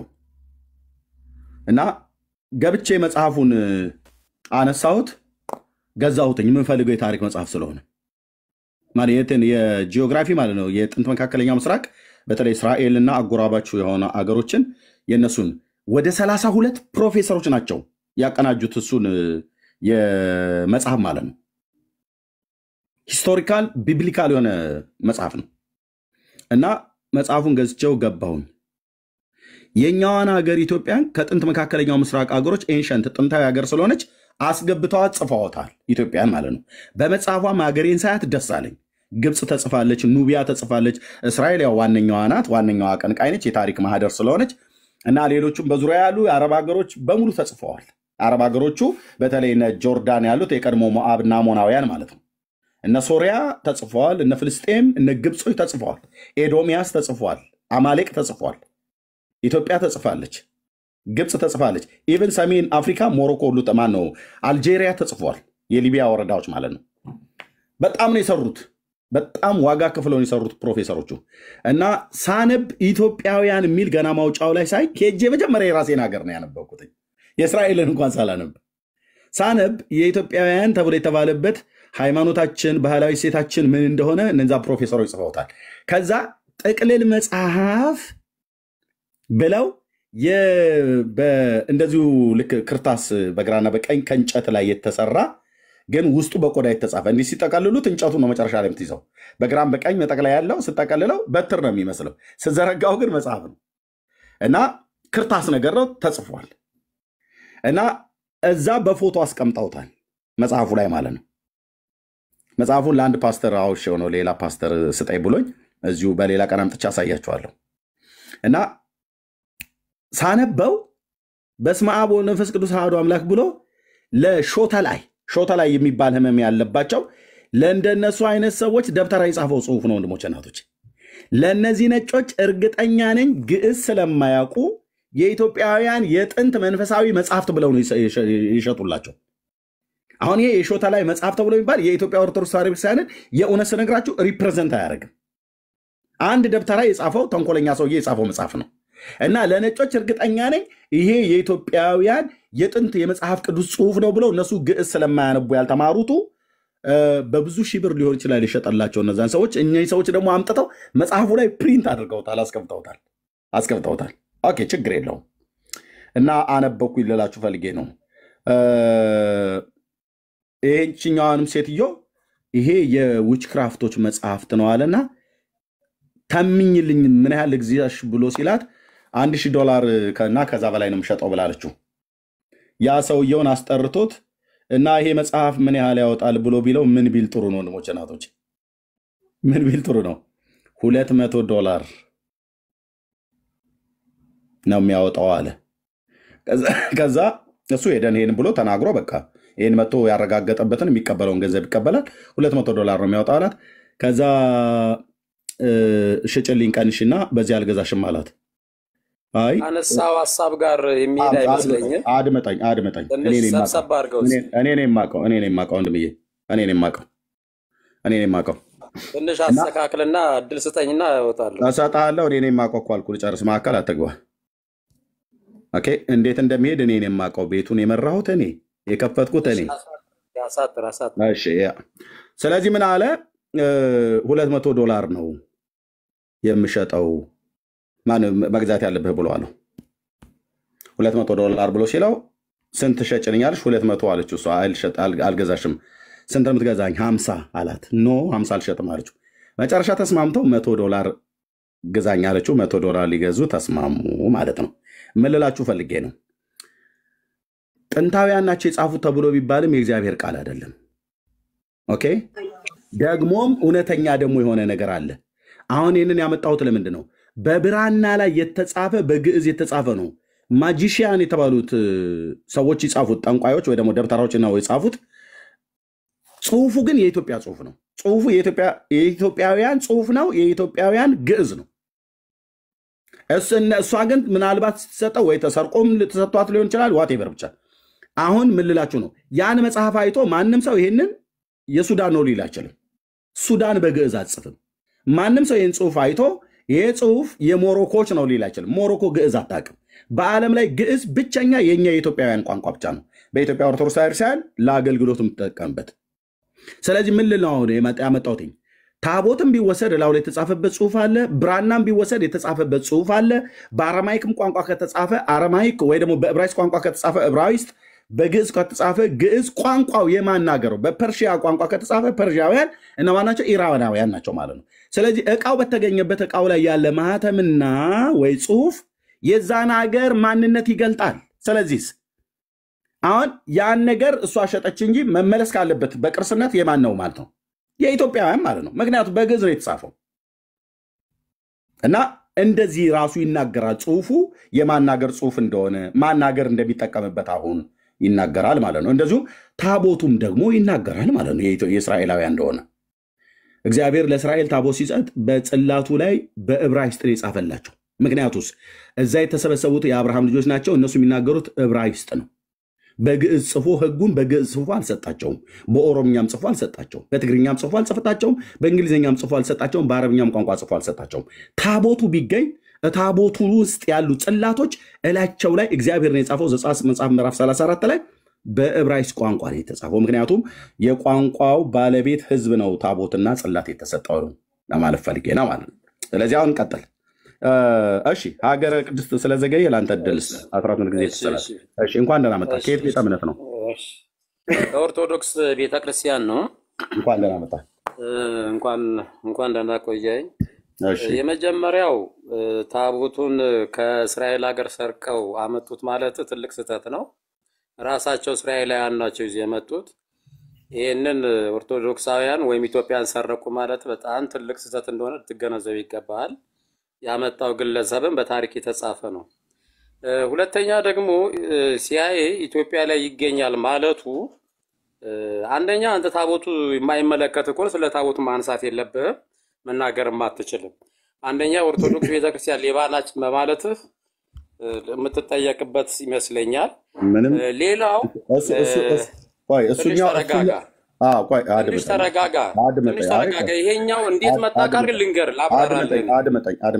አድመጠኝ አይደለም አድመጠኝና ትቀጥል።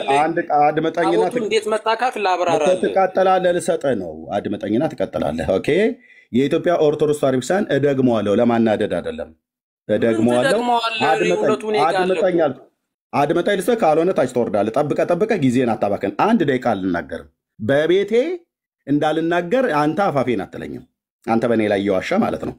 አዎ እኔ ምን ዋሻለሁ? ውሸተኛ አንተ ነህ። ሰው እየተረጋጋ እሺ፣ ላስወርድ ብራዘር። ይሄን አልጠብቀህ መውረድ ይፈልጋል። ኦኬ፣ ይሄን አልጠብቀህ ታወርደኛለህ። አታውርደኝ ለኔ። ኦኬ፣ ስለዚህ 1 ደቂቃ ስጠኝ። አንተን አለ ምንም በቤቴ። አዎ ቴንክ ዩ። አንተ የኢትዮጵያ ኦርቶዶክስ ቤተክርስቲያን ለሰርቃ አምጥታለች ብለህ በማለት ትጠይቃለህ አይደል? አልከኝ አይደል? አፍጥኑት፣ በህግ ኑና ጠይቁኝ። ይሄን መጽሐፍ ይዤ ልሄዳለሁ ማለት ነው። የማ መጽሐፍ ነው? አፍጥኑት፣ በህግ ለመጠየቅ አፍጥኑት። አድመጠኝ ስለዚህ አድመጠኝ እኮ ስለዚህ ልሰጠን አለም ትገባለህ ጣልቃ ታዲያ ለምን ትገባለህ ጣልቃ ጨርሼ እሰጥሃለሁ አንደዛም ብላችሁ የምትሉ ከሆነ በህግም ብለህ ካልክ አፍጥነው ከዛስ ህግ እስኪ በተጻፈ መጽሐፍ ላይ ሌብነታችሁ ግልጽ ሆኖ ተጽፎ በአዲስ አበባ ዩኒቨርሲቲ የኢትዮጵያ ጥናቶችና ቋንቋ ጥናትና ምርምር ማዕከል ስርግው ገላው ያኔ አቶ ነበሩ አሁን ግን ዶክተር ናቸው እሳቸው በሳቸው የመጽሐፉ ተርጓሚና አዘጋጅ አርታይ ስርግው ገላው ይላል ያው እዚህ ተጻፈበት እኔን ያኔ ጠይቀኝ አሁን ዝም ብለህ እንደው ላስፈራራ ነው ብለህ ካልክ አቧራት አቡንብን እሱን ተወለኔ ብራዘርዬ ኤርሚያስ አበበ ተናገሩነቱን ብዬ ያለ መረጃ ልናገርም እሱ የሚመጣ ሰው ካለ ያኔ እንነጋገራለን ማለት ወደ ሐሳብ ላይ ቀጥል ቴንክ ዩ ጋይድ እዚህ ጋር አሁን ኢትዮጵያን ሰርቀዋል ያልከው መጽሐፉ ይዘዋል አይደል አላሳየም የሚጠይቀኝ ሰው ሳለ ህግ ላይ ፍርድ ቤት እሱም ፍርድ ቤት ስትሄድ ፍርድ ቤት አመጣለሁ እዚህ ለሚያዩ ሰዎች እኔ በኋላ አሳያቸዋለሁ አንተ አሁን የምትናገረው ነው ያሳየ ምን ችግር አለ ለመናገር እንዲያመቸኝ ማለት ነው ፍርድ ቤት ሄደህ ክሰስና እዛ ያኔ ስቀርብ እኔ ዘመኔን ሁሉ ሳሳይ ነው የኖርኩት የመጽሐፉ እጄ ላይ አለ ይሄ መጽሐፍ ላይ አንደኛ እሺ በግዕዝና በአማርኛ ነው አይደል የተጻፈው ወንድሜ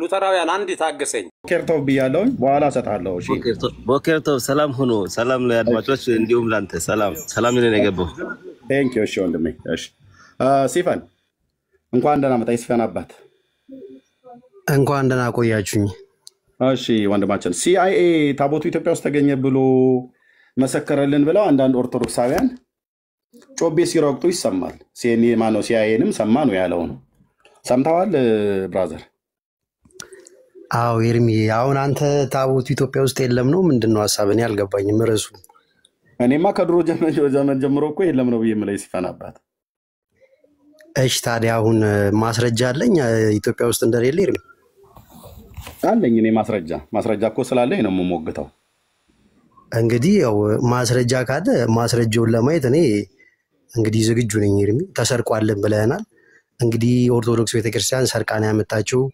ሚካኤልም ተባብሯል ብለናል ቅዱስ ሚካኤል እስኪ ማስረጃውን አሳየንና የኦርቶዶክስ ቤተክርስቲያን መጽሐፍ መሆኑንም በዛው አሳየን ኤርሚ እሺ ቴንክ ዩ አንተ ግን ስለ ታቦቱ መምጣት ምን የምታውቀው ነገር የለም ዝም ብሎ መጣ ብለው ስላሉ መጣ ነው ብለህ የምታምነው እንግዲህ መጥቷል ያየው ማንም የለም በአባቶች ነው የሚጠበቀው አለ ተብለናል አምናለሁ እኔ እንዳለ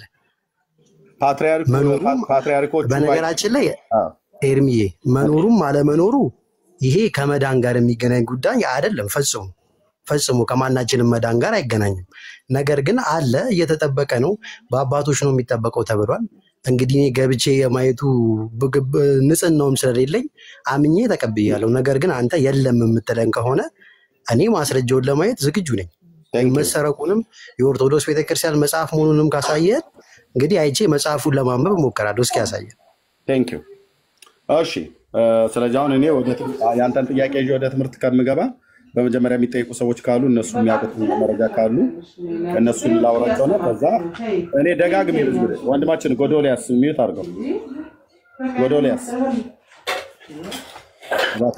ኤርሚ እኔ እኮ ያልኩት አሁን ያመጣው መጽሐፍ የኦርቶዶክስ ቤተክርስቲያን መጽሐፍ ነው ያሳየን ያልኩት አዎ ክብረ ነገስት በማን ነው የተጻፈው ታውቃለህ ስለ ክብረ ነገስት ስለ ፕላን እኔ መጽሐፉን አላውቀውም ገልጸ ብታሳየን ኦርቶዶክስ ቤተክርስቲያን እንዳሳተመችው መጽሐፉንም ስለማላውቀው ነው ያወጣውን መጽሐፍ ክብረ ነገስት መጀመሪያ በማን ነው የተጻፈው እኔ እንጂ ኤርሚ እኔ አላውቅም ፍትሐ ነገስት የሚባል መጽሐፍ ታውቃለህ አዎ አውቃለሁ ግን አንብቤውም አላውቅም አይቼውም አላውቅም በማን ነው ፍትሐ ነገስት የተጻፈው እነዚህ ሁለት ኦርቶዶክስ ቤተክርስቲያን መጽሐፍ እንደሆነ አውቃለሁ ግን አንብቤው አላውቅም ኦኬ እነዚህ ሁለት መጽሐፍቶች ልብ በልና ሰማኝ ሆን እሺ እንግዲህ ክብረ ነገስት እና ፍትሐ ነገስት እነዚህ መጽሐፍቶችን የኢትዮጵያ ኦርቶዶክስ ቤተክርስቲያን ትጠቀምባቸዋለች አትጠቀምባቸው ሁለቱም እጄ ላይ ስላሉ ማለት ነው ክብረ ነገስት የእጄ ላይ አለ ፍትሐ ነገስትም ጋራጅ ውስጥ አለ ከሌሎች መጽሐፍቶች ጋር መጽሐፉን ታውቀዋለህ ክብረ ነገስት መጽሐፍ ኤርሚ አልሰማኝም አላውቀውም ገልጸክ የኦርቶዶክስ ቤተክርስቲያን መጽሐፍ ለምን አታሳየኝም እኔ የታተመው በኦርቶዶክስ ቤተክርስቲያን ከሆነ ካሳየኸኝ ይቀበላለሁ ያው በኢትዮጵያ ጥናቶችና ማለት በኢትዮጵያ ቋንቋዎችና ጥናት ምርምር ማዕከል አዲስ አበባ ዩኒቨርሲቲ ነው ያሳተመው ስለ አዲስ አበባ ዩኒቨርሲቲ አይመለከተኝም። ካልተመለከተህ አዲስ አበባ ዩኒቨርሲቲ ይሄን መጽሐፍ ከማን ወስዶ ነው ያሳተመው ነው። ኦኬ ሲተረጎም ዶክተር ናቸው አሁን እሳቸው አሁን ዶክተር ናቸው። ስርግው ገላው አሁን ዶክተር ናቸው። የመጽሐፉ ተርጓሚና አዘጋጅ እና አርታይ ስርግው ገላው ናቸው። አሁን ዶክተር ናቸው። እሳቸው ከየት አምጥተው ነው? የኢትዮጵያ የአዲስ አበባ ዩኒቨርሲቲ አንድ የቀበሌ ምናምን ነገር አይደለም። የአዲስ አበባ ዩኒቨርሲቲ ይህን መጽሐፍ ከማን ላይ ነው አምጥቶ በግዕዝና በአማርኛ የተጻፈውን ከየት አምጥቶ ነው የጻፈው? እኔማ ምንጭ የለውም። ኦርቶዶክስ ቤተክርስቲያን ያመጣሁት የሚለውን ምንጭ ለምን አታሳየንም? አድምጠኝ ብራዘር አድምጠኝ። አሁን ይህንን ጥያቄ መጠየቅ ያለብህ እኔን ሳይሆን እኔን ከጠይቀኝ የአዲስ አበባ ዩኒቨርሲቲ የጥናትና ቋንቋዎች ውስጥ ያሉት ስም ልጥቀስልህ። ለምሳሌ እነ ፕሮፌሰር ጌታቸው ኃይሌን ታውቃቸዋለህ? እኔ አላውቃቸውም። ኤርሚ ምንጩ የኦርቶዶክስ ቤተክርስቲያን መጽሐፍ ነው፣ ለምን አታሳየንም? የሲፈን አባት አታውቀው? ፕሮፌሰር ጌታቸው የኦርቶዶክስ ቤተክርስቲያን መጽሐፍ ነው ምንጩ። ምንጩ ከዛ አምጥቼ ነው የተረጎምኩት የሚለውን ለምን አታሳየንም? በፀሐይ የካደ ክብረ ነገስትና ፍትሐ ነገስትን አላውቅም። ግለሰቦችን ካላወቅ ለምሳሌ ፕሮፌሰር ጌታቸው ኃይሌ አልፈዋል፣ ሞተዋል። ፕሮፌሰር ጌታቸው ኃይሌ እሺ፣ እነ ፕሮፌሰር መስፍን ወልደ ማርያም አያውቃቸውም። እሳቸውን ማነው መስፍን ወልደ ማርያምን የማያውቅ? ፕሮፌሰር መስፍን ወልደ ማርያምን። እነዚህና እነዚህን የመሳሰሉ በተለይ በኢትዮጵያ አዲስ አበባ ዩኒቨርሲቲ ውስጥ የጥናትና ቋንቋዎች ላይ ግዕዝን በተመለከተ እኔ እኮ ታሪካችንን አያውቁ። ግዕዝን በተመለከተ የኦርቶዶክስ ተዋሕዶ ቤተክርስቲያን በአብነት ትምህርት ቤት ቅኔን፣ አፈታቱን፣ አገባቡን፣ ዘሩን፣ ትርጓሜውን የሚያውቁ ምሁራን ናቸው እዛ የሚያስተምሩት። እነዚህ ምሁራን የኦርቶዶክስ ተዋሕዶ ቤተክርስቲያን አገልጋዮች የነበሩ ሰዎች ናቸው። በአብነት ትምህርት ቤት ሁሉ ጭምር ማለት ነው። እታችሁ ረድልኝ ወንድም። አሁን መደበቅ የለም። አሁን እዚህ መደበቅ ሪፖርት ለማድረግ የለም። ኦኬ የምን አልኳችሁ? የግዕዝ ባለሙያዎች የሆኑ ሰዎች ጭምር የሚያውቁ ናቸው። የቅኔ መምህራን ናቸው። አንቱ የተባሉ ስኮላሮች ናቸው። እምነታቸው ምንድን ነው? የኦርቶዶክስ እምነት ተከታይ። የት ነው የሚያስተምሩት? በአዲስ አበባ ዩኒቨርሲቲና በትልልቅ ተቋማት። ይሄንን እንኳን አታውቅም። ግለሰቦችን ሳወራ አታውቅ። ክብረ ነገስትና ፍትሐ ነገስት የሚባል መጽሐፍ ታውቃለህ ቢስል አታውቅ። በማን እንደተዘጋጀ አታውቅ። እኔማ ይኸው ይሄ በኢትዮጵያ ኦርቶዶክስ ቤተክርስቲያን ነው የተዘጋጀው ብሎ አይልም መጽሐፉ። ታዲያ በማን የተዘጋጀው? የኢትዮጵያ ቋንቋዎችና ጥናት ምርምር ማዕከል አዲስ አበባ ዩኒቨርሲቲ ትልቁ ካምፓሳችን ማለት ነው። የመጽሐፉ አርታይና ተርጓሚና አዘጋጅ አርታይ ስርግው ገላው አሁን ዶክተር ናቸው። ስለዚህ እዚህ መጽሐፍት ላይ ይሄን መጽሐፍ ማነው አዲስ አበባ ዩኒቨርሲቲ ዝም ብሎ ፈጥሮ ነው ያወራው? አይደለም። ይሄ መጽሐፍ ስለማን ነው የሚናገረው? ስለ ሳባ ንግስትና ስለ ንጉሥ ሰለሞን ታቦቱ ወደ ኢትዮጵያ መጣበት ብሎ የሚለውን ታሪክ የሚናገር መጽሐፍት ነው።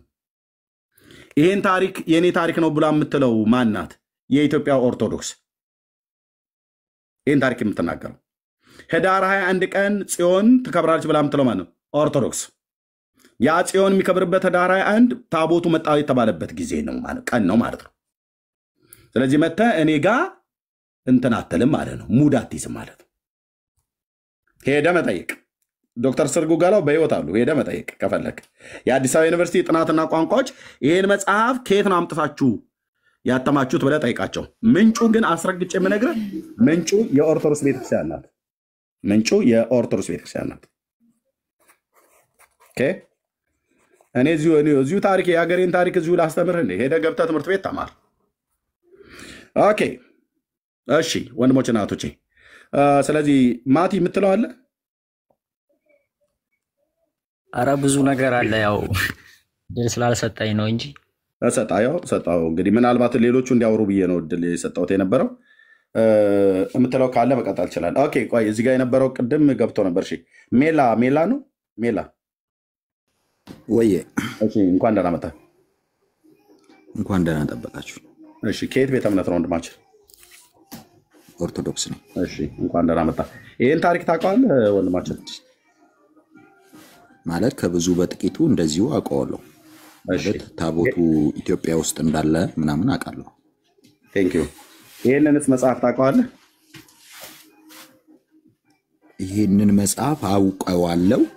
ነገር ግን በቤተክርስቲያኗ የተረጋገጠ ታሪኩ ከቤተክርስቲያኗ የተወሰደ እንደሆነ አምናለሁ። እውነት ነው። ግን ደግሞ ቤተክርስቲያኗ ያሳተመችው ነው ብዬ ደግሞ እንትን አለ። ልክ ነው። ታሪኩ ከቤተክርስቲያኒቱ ነው የተወሰደው። አሳታሚው አዲስ አበባ ዩኒቨርሲቲ ጥናትና ቋንቋዎች ምርምር ማዕከል ነው። የጥናትና ቋንቋዎች ምርምር እዚህ ጋር ሲጽፍ ከቤተክርስቲያኒቱ ሚዩት አድርገው ሰይፈ ስላሴ ፕሊዝ፣ ስትገቡ ሚዩት አድርገው። እሺ ስለዚህ የኢትዮጵያ ጥናትና ቋንቋዎች ምርምር ማዕከል ነው እንግዲህ ትልቅ ማዕከል ማለት ነው። አዲስ አበባ ዩኒቨርሲቲ ይሄንን መጽሐፍ ያገኘው አሁን እንዳልከው አንተ ቅድም እኔም እንዳልኩት ከኦርቶዶክስ ነው። ይሄ መጽሐፍን በዚህ ደረጃ ክብረ ነገሥት ብሎ የሚለው መጽሐፍን እንዲታተም ያደረገችውም ከጥንትም ታሪኳ የእሷ የሆነ የኢትዮጵያ ኦርቶዶክስ ተዋሕዶ ቤተክርስቲያን ናት። ስለዚህ የኢትዮጵያ ኦርቶዶክስ ተዋሕዶ ቤተክርስቲያን አሁን ራሷ ያሳተመችው ተብሎ የሚባለውን ካልሆነ በስተቀር አላምን ብለህ ካላልክ በስተቀር የኢትዮጵያ ኦርቶዶክስ ቤተክርስቲያን የምትዘግበውን ነው እዚህ ላይ የተዘገበው እና ታቦቱ በሰለሞን ዘመነ መንግስት በሳባ ንግስት ወደ ኢትዮጵያ መጣ ተብሎ የሚባልበት ነው። ሲኤንኤን ተናገረ የተባለው ሲአይኤ ተናገረ የተባለውን ሰምተዋል? ከእናንተ እየሰማሁ ነው እንጂ አልሰማሁም በግልህ። አልሰማሁም። አንዳንድ ኢትዮጵያውያን ሲአይኤም ተናገረ የአሜሪካ የስለላ ድርጅት ታቦቱ ኢትዮጵያ ውስጥ ተገኘ ብሏል አሉ። እሱ አላለም። ግን እንደው ካለም ታቦቱ በኢትዮጵያ ውስጥ መጥቷል ወይ ብሎ የሚለውን ታሪክ እውነት አድርጉ ብዬ የሚል ነው እየተናገርኩ ያለሁት። በሳባ ዘመን ወደ ኢትዮጵያ እንደመጣ ታውቃለህ አይደል? ታሪኩ በኦርቶዶክስ ቤተክርስቲያን የተጻፈው እውነተኛ ነው እሱ ታሪክ ወንድሜ ሜላ። አሁን እሱን እኔ እውነተኛ ነው እውነተኛ አይደለም ማለት አልችልም። ቅድም ልልህ የፈለኩት ምንድነው መሰለህ፣ ከመጽሐፉ ተነስቼ መጽሐፉ ከቤተክርስቲያን ታሪኩ ተወስዶ ተጽፏል። ግን መጽሐፉ ደግሞ እውነተኛ ታሪክ ይዟል ብሎ እንትን ማለት አይቻልም። ለምን ሲባል ቤተክርስቲያኗ ስላላሳተመችው ማለት ነው። ቤተክርስቲያኗ ያሳተመችው መጽሐፍ ላይ ቆሞ ግን መጠየቅ ከዛ በኋላ ማወቅ መልካም ይመስለኛል። እሺ በዚህ ታሪክ ላይ የኢትዮጵያ ቋንቋዎች እና ጥናት ምርምር ማዕከል ኦርቶዶክስ ቤተክርስቲያን ከምትለው ውጪ የተለየ ነገር ተናግሮ ትውልድን ያስታል ብለህ ታምናለህ?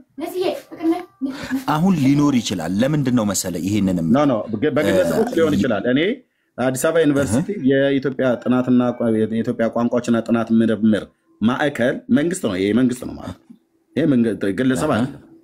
ይሄ ማዕከል የአገር ማዕከል ነው። የአንድ ሃይማኖት ማዕከል አይደለም። የኦርቶዶክስ፣ የጴንጤ፣ የሙስሊም ተብሎ የካቶሊክ ተብሎ ለብቻ የሚለይ አይደለም። የኢትዮጵያውያን የኦርቶዶክስም፣ የጴንጤውም፣ የካቶሊኩም እምነት ያለው የሌለውም የሁሉም ማዕከል ነው። ይሄ ማዕከል ከኢትዮጵያ ኦርቶዶክስ ቤተክርስቲያን ይህን ታሪክ ሲቀዳ የቀዱት መቼም ዝም ብሎ ታሪክ የማያውቁ ጽሁፍ የማያውቁ ቋንቋ የማያውቁ ሰዎች አይደሉም።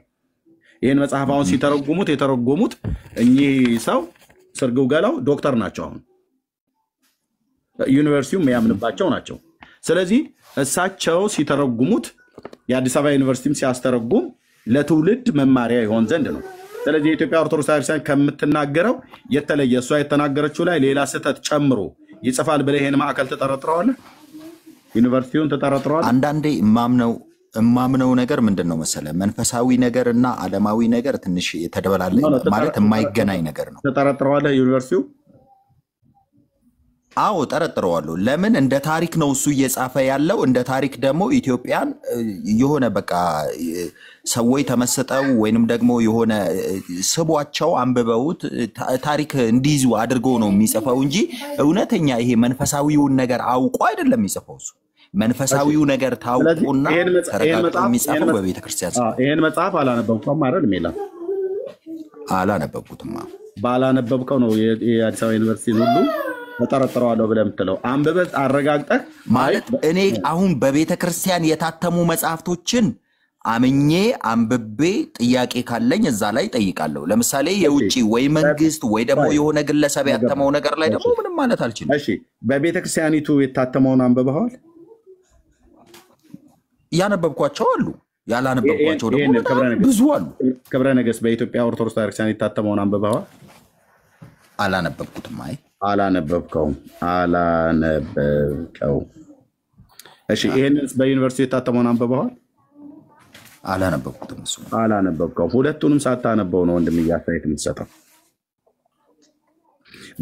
የሰጠው ነገር እኮ እኔ ወንድም ሜላ ብታነበው ኖሮ አሁን እዚህ ለምሰጠው ከ1000 ሰው የሚጠጋ ብታነበው ኖሮ ለምሳሌ እንዲህ ብለህ ብትለኝ እኔንም ነው እንዴ ለካ እንደዛ አላየሁትም ነበር ብዬ እላለሁ። ብታነበው ኖሮ ቤተክርስቲያኒቱ ያጻፈችውን አንብበኸው ይሄኛውንም አንብበኸው ልዩነት ካለው ልዩነቱን እዚህ ታስቀምጠልን ነበር። ልዩነቱ ቤተክርስቲያኒቱ የጻፈችው እንደዚህ ነው ብሎ የሚለው ወንድሜ ኤርሚያስ፣ ዩኒቨርሲቲው ግን ሲያሳትም እንደዚህ ብሎ ነው ያሳተመው። ስለዚህ የዩኒቨርሲቲውን እጠረጥረዋለሁ። ምክንያቱም ቤተክርስቲያኒቱ ማትለውን እንደዚህ ብሎ አትሟል፣ ወይ ጨምሯል ወይ ቀንሷል። ይሄው እዚህኛው ገጽ ላይ ምናምን ነገር ብለህ ታመሳክርልኝ ነበር። ግን ሁለቱንም ሳታነበው ነው። አሁን የቤተክርስቲያኒቱና ይሄ ሲነበብ አንድ አይነት ሊሆን ይችላል። አንተ ግን ሳታነበው ነው ሁለቱ። የቤተክርስቲያኒቱንም አላነበብከው። የህፃናት ድምፅ አለ። ለቲክታክ ጥሩ አይደለም። ቪዲዮ ደዛ ሚዩት አድርገው። ለቲክታክ ጥሩ አይደለም። እሺ ስለዚህ ምንድነው ወንድሜ አላነበብከውም። ብታነበው ኖሮ ያነበብከው ልዩነት አይተህ ትነግረን ነበረ። የቤተክርስቲያኒቱ ላይና ዩኒቨርሲቲው ላይ የቤተክርስቲያኒቱና ዩኒቨርሲቲው ቤተክርስቲያኒቱና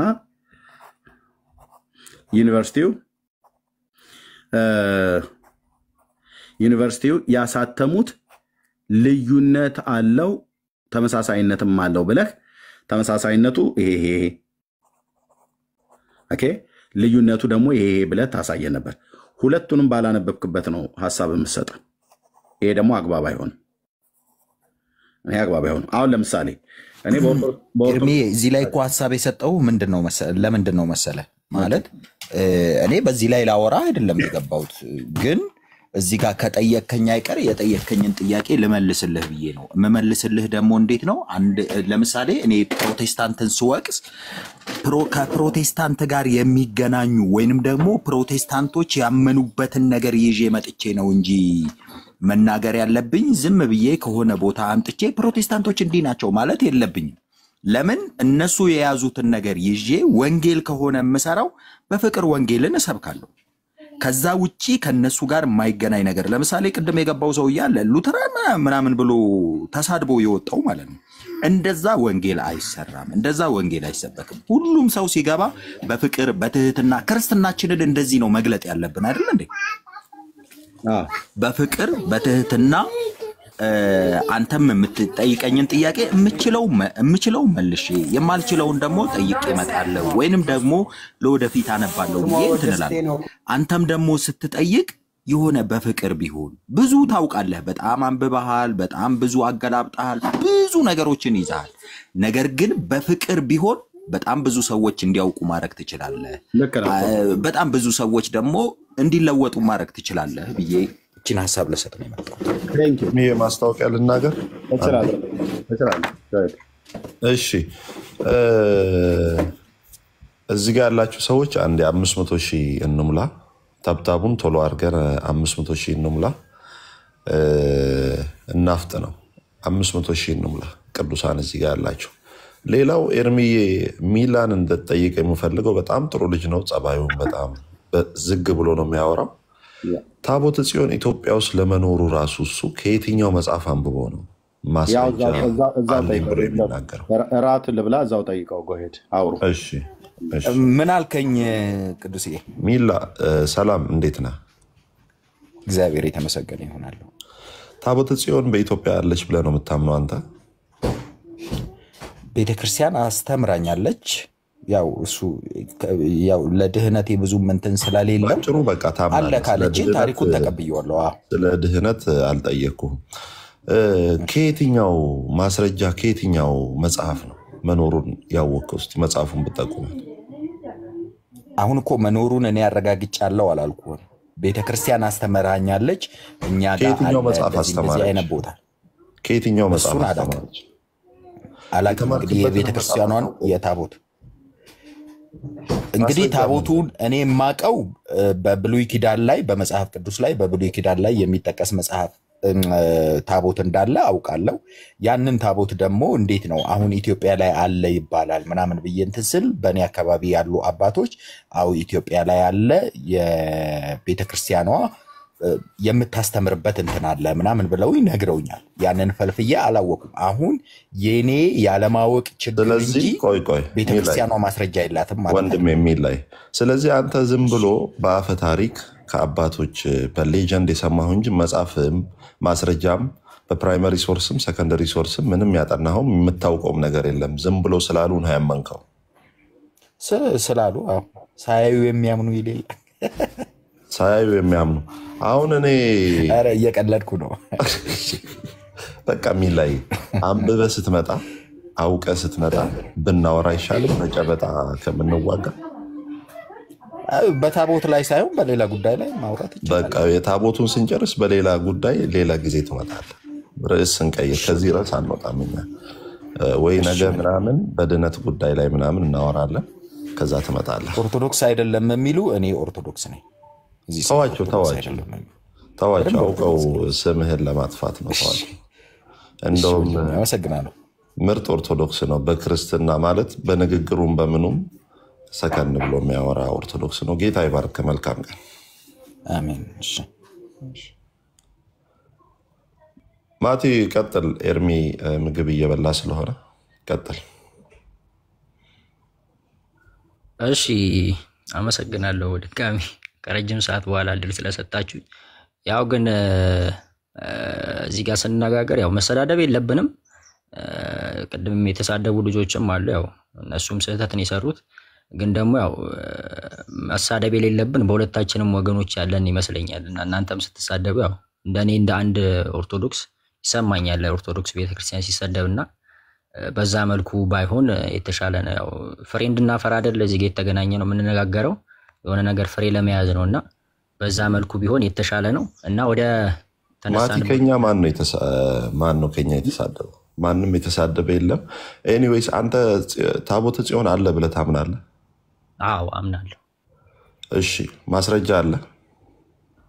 ማስረጃ ቅዱስ ቤተክርስቲያንሽ ቅዱስ ቤተክርስቲያን ያው አትሳሳትም ብዬ ስለማምን ያው በእናንተ በኩል መጽሐፍ ቅዱስ አይሳሳትም እንደምትሉት እኔ ደግሞ ቅዱስ ቤተክርስቲያን አትሳሳትም ብዬ ስለማምን በኢትዮጵያ እንደሚገኝ አምናለሁ። በዛም ላይ ደግሞ አሁን የያዘው ክብረ ነገሥት የሚለው መጽሐፍ ምናልባት አሁን የያዘው ክብረ ነገሥት የሚለው መጽሐፍ እሱ ላይ ምናልባት ትክክለኛ የቤተክርስቲያኑ ቅጁ ይመስለኛል ለጥናት የቀረበው ይመስለኛልና ትክክለኛውን ብታገኙት እዛ ላይ በስፋት ያነሳል።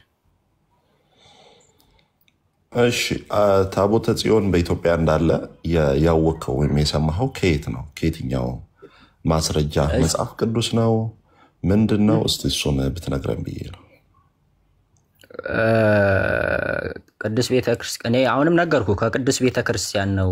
ቅዱስ ቤተክርስቲያን ደግሞ ቤተክርስቲያን ተሳሳታለች አትሳሳትም ብትል ሚሊየን ስተት ከኦርቶዶክስ አወጣለሁ። ቀኑን ሙሉ የሰራንበት አይደል? እሱን ተውና ስተቱን እንደ ስተት ቤተክርስቲያኒቷ ውስጥ በጣም ብዙ ስተቶችና በጣም የውሸት ትምህርቶችም ትርክቶችም አሉ። ተረትም ጨምራለ ቤተክርስቲያኒቷ ውስጥ። አሁን እሱን ተውና ታቦተ ጽዮን ከየት እንደመጣች ንገረን ማስረጃ አድርገህ። ይኸው በዚህ ዘመነ መንግስት በዚህ መጽሐፍ ላይ ተረጋግጦና ተመርምሮ ይኸው እንደዚህ ብለህ እሱን ንገረኝ እንጂ ቤተክርስቲያን ስለማትሳሳት ያለችው ነገር ሁሉ ትክክል ነው። አሜን። ገድለ ተክለ ሃይማኖት ላይ ጎጃሜ አይድንም ብሏል። ገድለ ተክለ ሃይማኖት ላይ ይሄ ታምነዋለህ? ጎጃሜ አይድንም የሚለው አንደኛ ነገር ተክለ ሃይማኖት ላይ ሳይሆን የሚነሳውም እንደዛ የሚል እንትን የለም። ግን የሚነሳውም የገብረ መንፈስ ቅዱስ ገድለ ላይ እንደዛ የሚል ደግሞ በፍጹም ገድለ ተክለ ሃይማኖት ላይ በገዳሙ የታተመውን አሳየኝና ማስረጃ ማቅረብ ይችላል።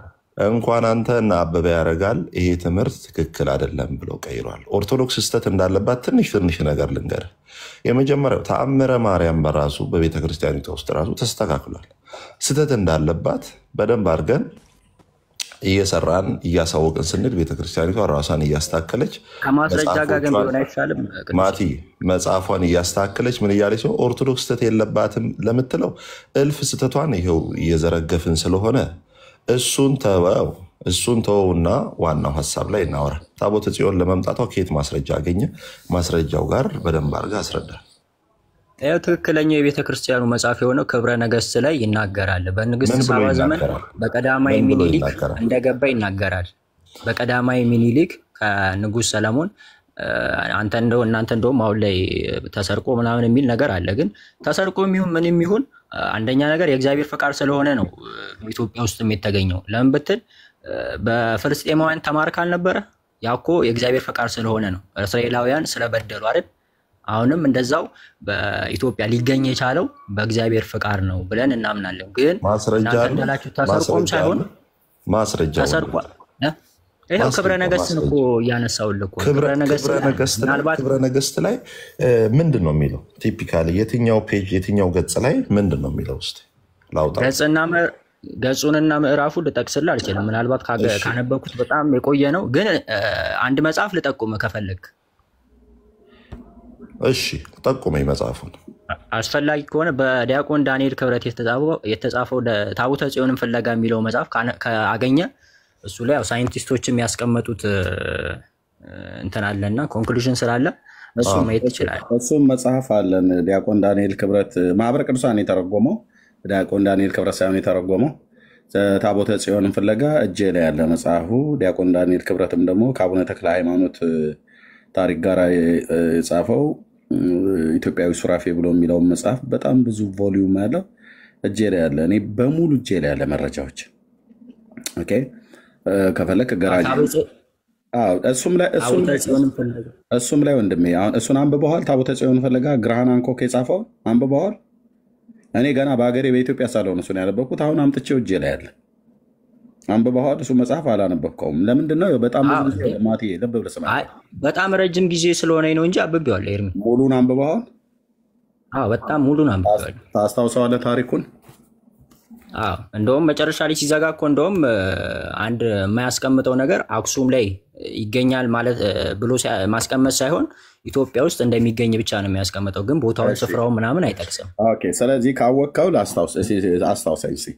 የኢትዮጵያ ታቦቱን በእስራኤል ንጉስ በማን ዘመን ነው ወደ ኢትዮጵያ መጣ ብላ የምትለው? ኢትዮጵያ የእስራኤል ንጉስ ማን ነበር ብላ ትላለች?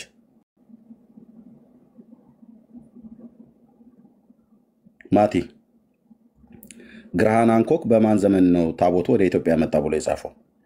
ታቦተ ጽዮንን ፍለጋ እንዳነበበ ሰው ማለት ነው።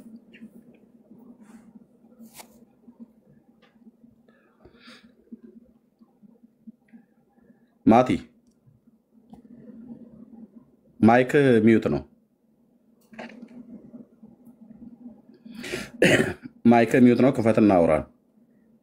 መጽሐፉን ካነበብከው ያን መጽሐፍ እኔ ስላነበብኩት በማን ዘመን ነው የኢትዮጵያ ኦርቶዶክስ በሰለሞን ዘመነ መንግስት ነው መጣ ብላ የምትለው?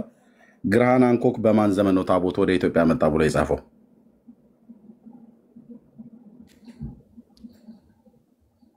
ማቲ ይቅርታ ስልክ ገብቶብኝ ነው። ችግር የለውም። አሁን ስልክ እንደገባብህ ተረተናል። የኢትዮጵያ ኦርቶዶክስ ታቦቱ በሰለሞን ዘመነ መንግስት ወደ ኢትዮጵያ በሰለሞን ዘመነ መንግስት ወደ ኢትዮጵያ መጣ ትላለች የኢትዮጵያ ኦርቶዶክስ። እሺ ግርሃን አንኮክ ታቦቱ ወደ ኢትዮጵያ የመጣው በማን ዘመን ነው ይላል? ታቦተ ጽዮንን ፍለጋ እንዳነበበ ሰው ንገረኝ እስኪ። አላስታውሰውም፣ ረጅም ጊዜ ሆኖኝ። አታስታውሰውም? በሰለሞን ዘመነ መንግስት ነው የመጣው ይላል ግርሃን አንኮክ ሚል ይመስለኛል። ነው ያልከው፣ ግን አይልም። ምናልባት መጽሐፉ ካለ አውጥተህ ታሳየኝ። ያነበብኩት ሰውዬ ነኝ የማወራው። አይልም። መጽሐፉማ በደንብ ነው ያለኝ፣ ገራዥ ውስጥ ነው ያለው ከብዙ መጽሐፍቶች ጋር። አሁን ጋ ምሽት ነው 9 ሰዓት ተኩል ማለት በኢትዮጵያ ከምሽቱ 3 ሰዓት ተኩል ነው። እንደው መቼም ይፈልጠኛል ይቆርጠኛል ብሎ ካለ ምንም ችግር የለም። ገብቼ ብዙ ደቂቃዎች ሊወስድብኝ ይችላል። ከ5 እስከ 10 ደቂቃ ሊወስድብኝ ይችላል። ላመጣው እችላለሁ። ምን ችግር አለ? እጄ ላይ ያለ መጽሐፉ ግን እንዳነበበ ሰው በሰለሞን ዘመነ መንግስት ነው ታቦቱ የመጣው አይልም ግርሃን አንኮክ። ታዲያ በማን ዘመን ነው የመጣው ብሎ ይላል?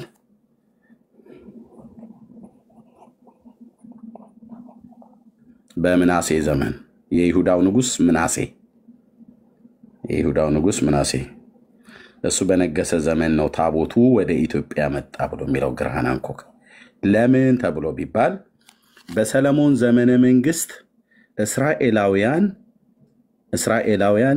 እስራኤላውያን በምን በጦርነትም እንደዚሁም በረሃብ ምክንያት ማለት ነው በሁለቱ ምክንያት አልተሰደዱም ከሀገራቸው አልወጡም ማለት ነው። በሰለሞን ዘመነ መንግስት ሰላም ነበር። ራሱ ስሙም ሰለሞን ይዲዲያ የሰላም ሰው ነው የሚባለው ሰላም ነበር በዘመኑ። ኦኬ እንደዚሁም በሰለሞን ዘመነ መንግስት እስራኤል ተቸግሮ ያቅ በሰለሞን ዘመነ መንግስት መጽሐፈ መክብብን ስናወራ ብር አይቆጠርም ነበር ነው ብሎ የሚለው በሱ ዘመን አይቆጠርም ነበር። ኦኬ በሰለሞን ዘመነ መንግስት ዓለም የሳባ ንግስትን ጨምሮ ዓለም ሁሉ ወደ ኢየሩሳሌም ለመሄድ የሚጓጓበት ዘመን እንጂ እስራኤላውያን ስንዴና እንጀራ ፍለጋ ወይ የሆነ ነገር ፍለጋ ወደ ኢትዮጵያ ወደ ግብጽ የሚሄዱበት ዘመን አልነበረም። የጥጋብ ዘመን ነው በዚህ ዘመን። ይሄ ዘመን ማለት ወርቃማ ዘመን ነው የሚባለው በእስራኤል ታሪክ ውስጥ የሱም የአባቱ የዳዊትም ዘመን የሰለሞንም ዘመን ወርቃማ ዘመን ነው የሚባለው። እስራኤላውያን በዳዊትም ዘመን ከሀገራቸው አልተሰደዱም፣ በሰለሞን ዘመንም ከሀገራቸው አልተሰደዱም። አንድ ህዝብ ከአንድ ቦታ ወደ ሌላ ቦታ የሚሄደው የጦርነት ስጋት የሰላም እጦት ካለበት ድርቅ፣ ረሃብ፣ ቸነፈር ምናምን ነገር ካለበት ከቦታ ቦታ ይሄዳል። ለምሳሌ በያዕቆብ ዘመን በአብርሃም ዘመን ረሃብ ስለነበረ በከነዓን ምድር ይኖር ስለነበረ ረሃብ ስለነበረ ወደ ግብጽ ገብቷል አብርሃም። ኦኬ እንደዚሁም በይስሐቅም ዘመን ረሃብ ነበረ ወደ ግብጽ ሊወርድ ሲል እግዚአብሔር ግን በጌራራው ንጉስ በአቤሜሌክ ምድር እዛው በነበረበት ተቀመጥ ብሎ አለው። እግዚአብሔር አስቀመጠው በዛ ወደ ግብጽ አትውረድ ብሎ አለው። ረሃብ ነበር በእርግጥ በይስሐቅ ዘመን በአባቱ በአብርሃም ዘመን ረሃብ እንደነበረ በይስሐቅም ዘመን እንደዚሁ ሆነ ይላል። ይስሐቅ ግን ወደ ግብጽ ሊሄድ ጌታ ግን በጌራራ ሀገር ምድር ተቀመጣለው። በጌራራ ተቀመጣለው ተቀመጠ። በዛን ዓመት ዘራ 100 እጥፍ አፈራ።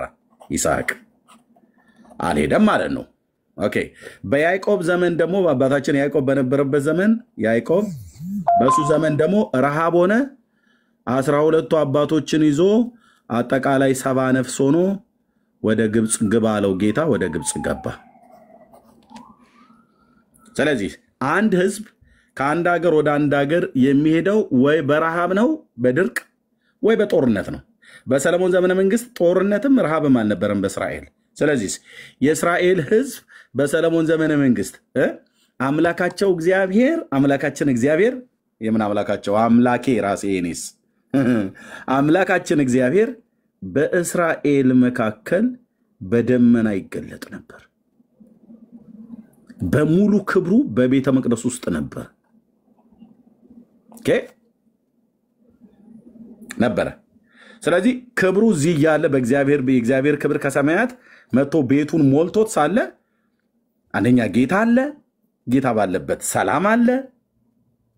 ጌታ ባለበት ጥጋብ አለ። እስራኤል ምን ቦጣቸውና ነው በሰለሞን ዘመነ መንግስት ኢትዮጵያ መተው እከካቸውን ሊያኩም ይመጡት? በፍጹም በፍጹም። ስለዚህ በሰለሞን ዘመነ መንግስት ጦርነትና ረሃብ ስላልነበረ ይሄንን አልጠቀሰም ማነው ግራሃን አንኮክ። ግን ምን አለ? በሰለሞን ዘመነ መንግስት ወደ እስራኤል ወደ ኢትዮጵያ ለመምጣት ስደት አልነበረም። ምንም አይነት ስደት በታሪክ ውስጥ አታገኙም። እቺ አልነበረችም በሰለሞን ዘመነ መንግስት አለ ብሎ የሚል የታሪክ ወይ ደግሞ የመጽሐፍ ቅዱስ ምሁር አዋቂ ነኝ ብሎ ሲል ያለ ሰው ካለ ይምጣ። የለም ስደት አልነበረም። የጦርነትም ስጋት አልነበረባቸውም። አገራቸው ሰላም ነው። የረሃብም ችግር አልነበረባቸውም። ድርቅም አልነበረም። ኦኬ በምናሴ ዘመን ግን ጦርነት ነበር። ግራሃን አንኮክ ይህንን የዚህን ንጉስ ምናልባት ነው ብሎ ያለው በምናሴ ዘመን ምናልባት መጥቶ ይሆናል። ምክንያቱም ምናሴ ክፉ ንጉስ ነውና ጣዖትን በማምለክ እግዚአብሔርን በድሎት ስለነበረ ለሰናክሬም ለአሶር ንጉስ አሳልፎ ሰጥቶት ነበር በምርኮ። እሱም ተማርኮ ነበር። ሌሎቹም በዚያን ዘመን ወደ ሶሪያ ተማርከው ነበር። አንዳንዶቹም ደግሞ ወደ ሌሎች ሀገሮች ተበትነዋል። በዚያን ጊዜ የአባይን ሸለቆ ተፋሰስ ተከትለው ወደ ኢትዮጵያ መጥተው ሊሆኑ ይችላል ያለው ግራሃን አንኮክ። እናስ አክሱም አላረጋግጫለሁ አይደለም ያለው ሊኖር ይችላል። እኔ ላይ ጠየቅኩኝ አታይም ብለው ከለከሉኝ። አላየውም ግን ሊኖር ይችላል። እነሱ አለ ብለው ይላሉ፣ ለእኔ ግን ሊኖር ይችላል ብሎ ግምቱን ያስቀምጠው። ኦኬ። ስለዚህ ይኸውላችሁ እንኳን ግርሃን ሃንኮክን ሊያሳዩት ቀርቶ አይደለም ፓትሪያርኩ እኮ አያዩትም። የኢትዮጵያውያን ፓትሪያርክ ከብፁዕ አቡነ ባስልዮስ ከእሳቸው ዘመን ጀምሮ አይ ቲንክ 5 ናቸው 6ኛ ናቸው አሁን ያሉት። ኦኬ ባስልዮስ እንዳልሳሳት ብዬ ነው።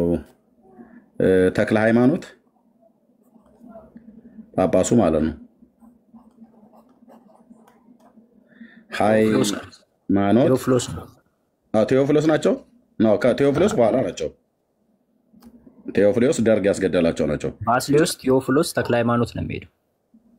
ዋት እንዴት ባስልዮስ ቴዎፍሎስ ተክለ ሃይማኖት ከዛ መርቆሪዎስ። ኦኬ እሺ እሺ ተክለ ሃይማኖት ቴዎፍሎስ።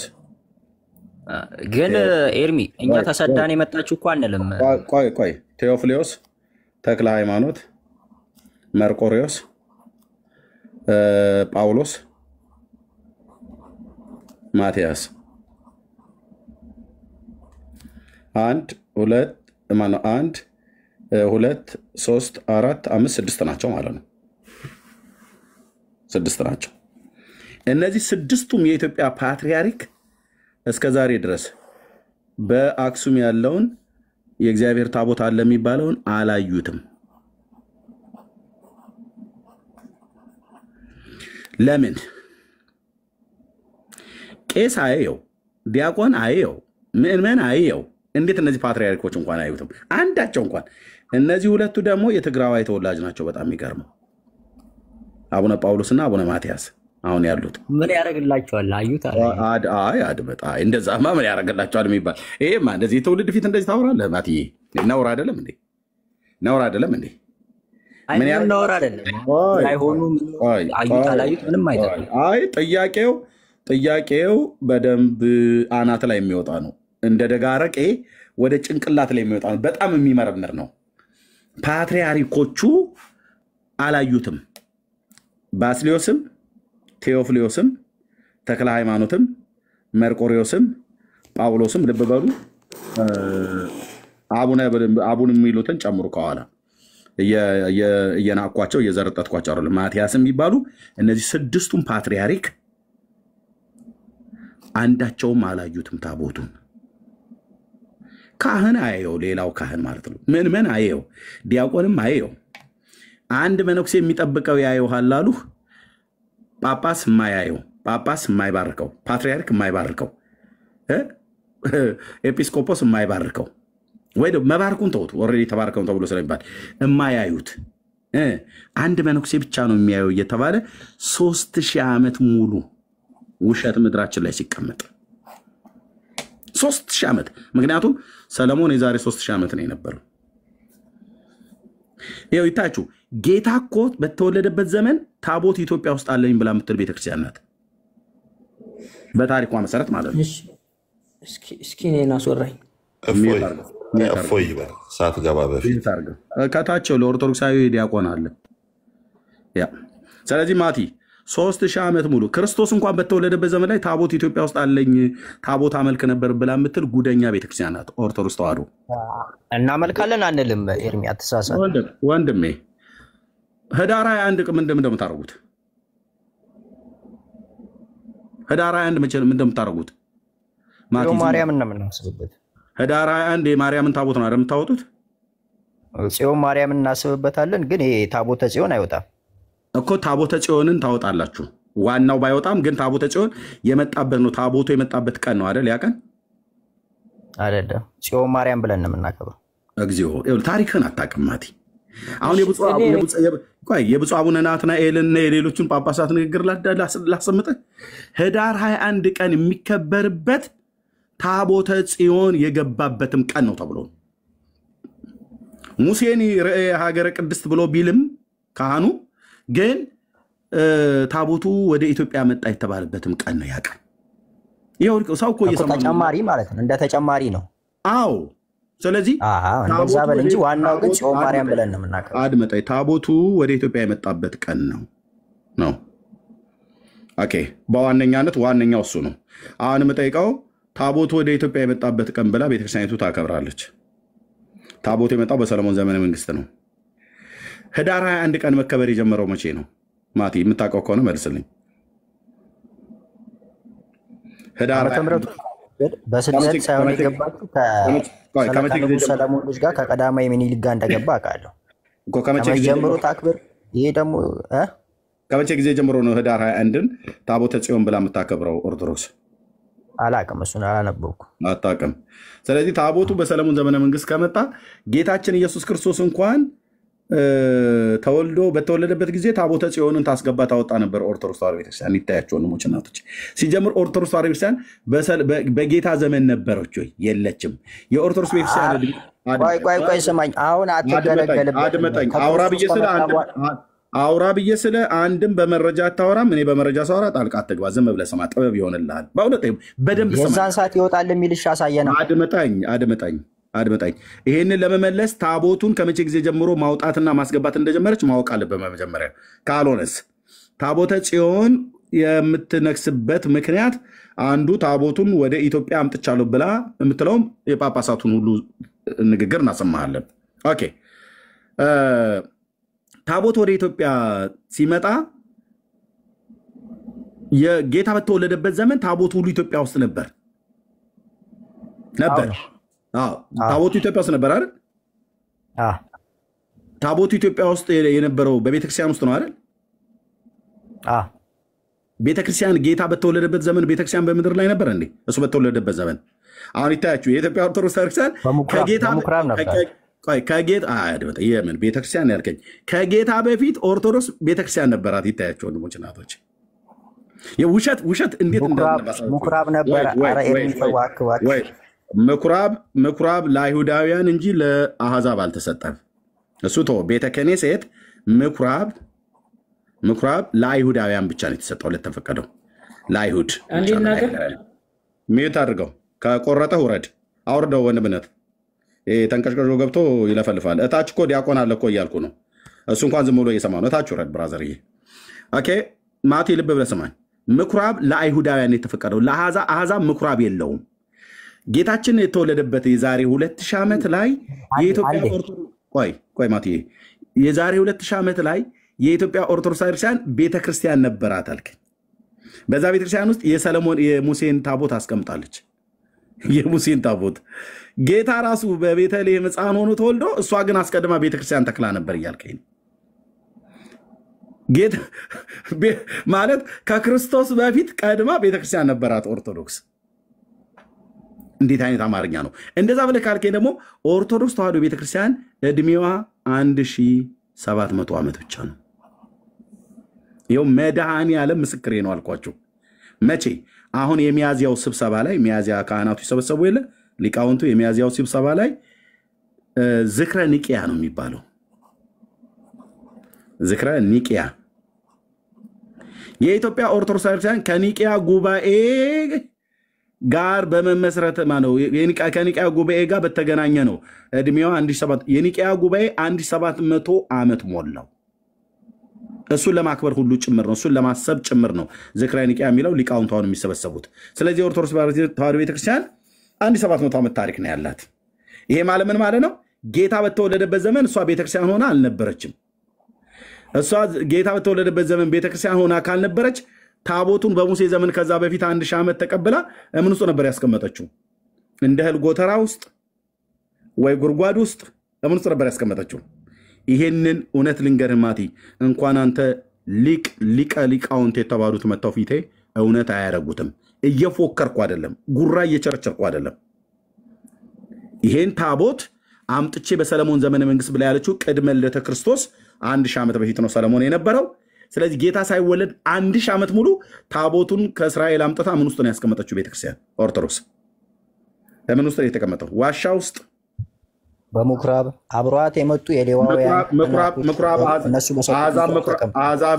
አሕዛብ ኢትዮጵያውያን ምኩራብ እንደነበራቸው በታሪክ አሳየኝ እስኪ። ቤተ አይሁዶች ከሌዋውያን ካህናት ከታቦተ ጽዮን ጋር አብረው ነው የመጡት። ብራዘር እንዳልመጡማ እኮ አሳየው። በሰለሞን ዘመነ መንግስት አይሁዳውያን ጦርነት የለባቸው፣ ረሃብ የለባቸው። በምን ምክንያት አንተ ጋር ኢትዮጵያ ይመጣሉ? በረሃብ መጡ አላልንም እኮ። አሁንም በቀዳማዊ ምኒልክ በሰለሞን ልጅ በእሱ አማካኝነት ነው እንደ ህዝብ ከአንድ ቦታ ወደ ሌላ ቦታ የሚሄደው፣ ከአንድ ቦታ ወደ ሌላ ቦታ የሚፈልሰው፣ ስደት የሚሰደደው የጦርነት ስጋት፣ ሰላም ማጣት ካለ፣ ረሃብ ካለ በእነዚህ ምክንያት ከቦታ ቦታ ይንቀሳቀሳል። ኦኬ።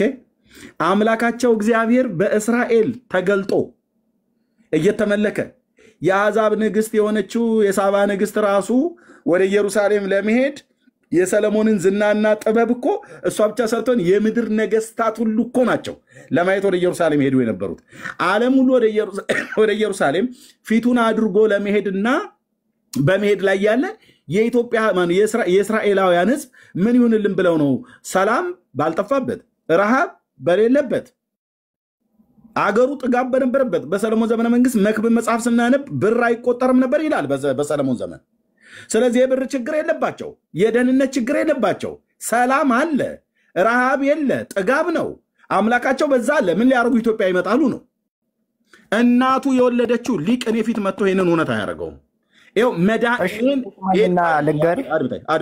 ይህንን እውነት ይህንን የምናገረውን ይህንን እውነት አፍርሶ እሱ ሌላ እውነት የሚሰራ ሰው ካለ እኔ ዛሬ አገልግሎት አቆማለሁ።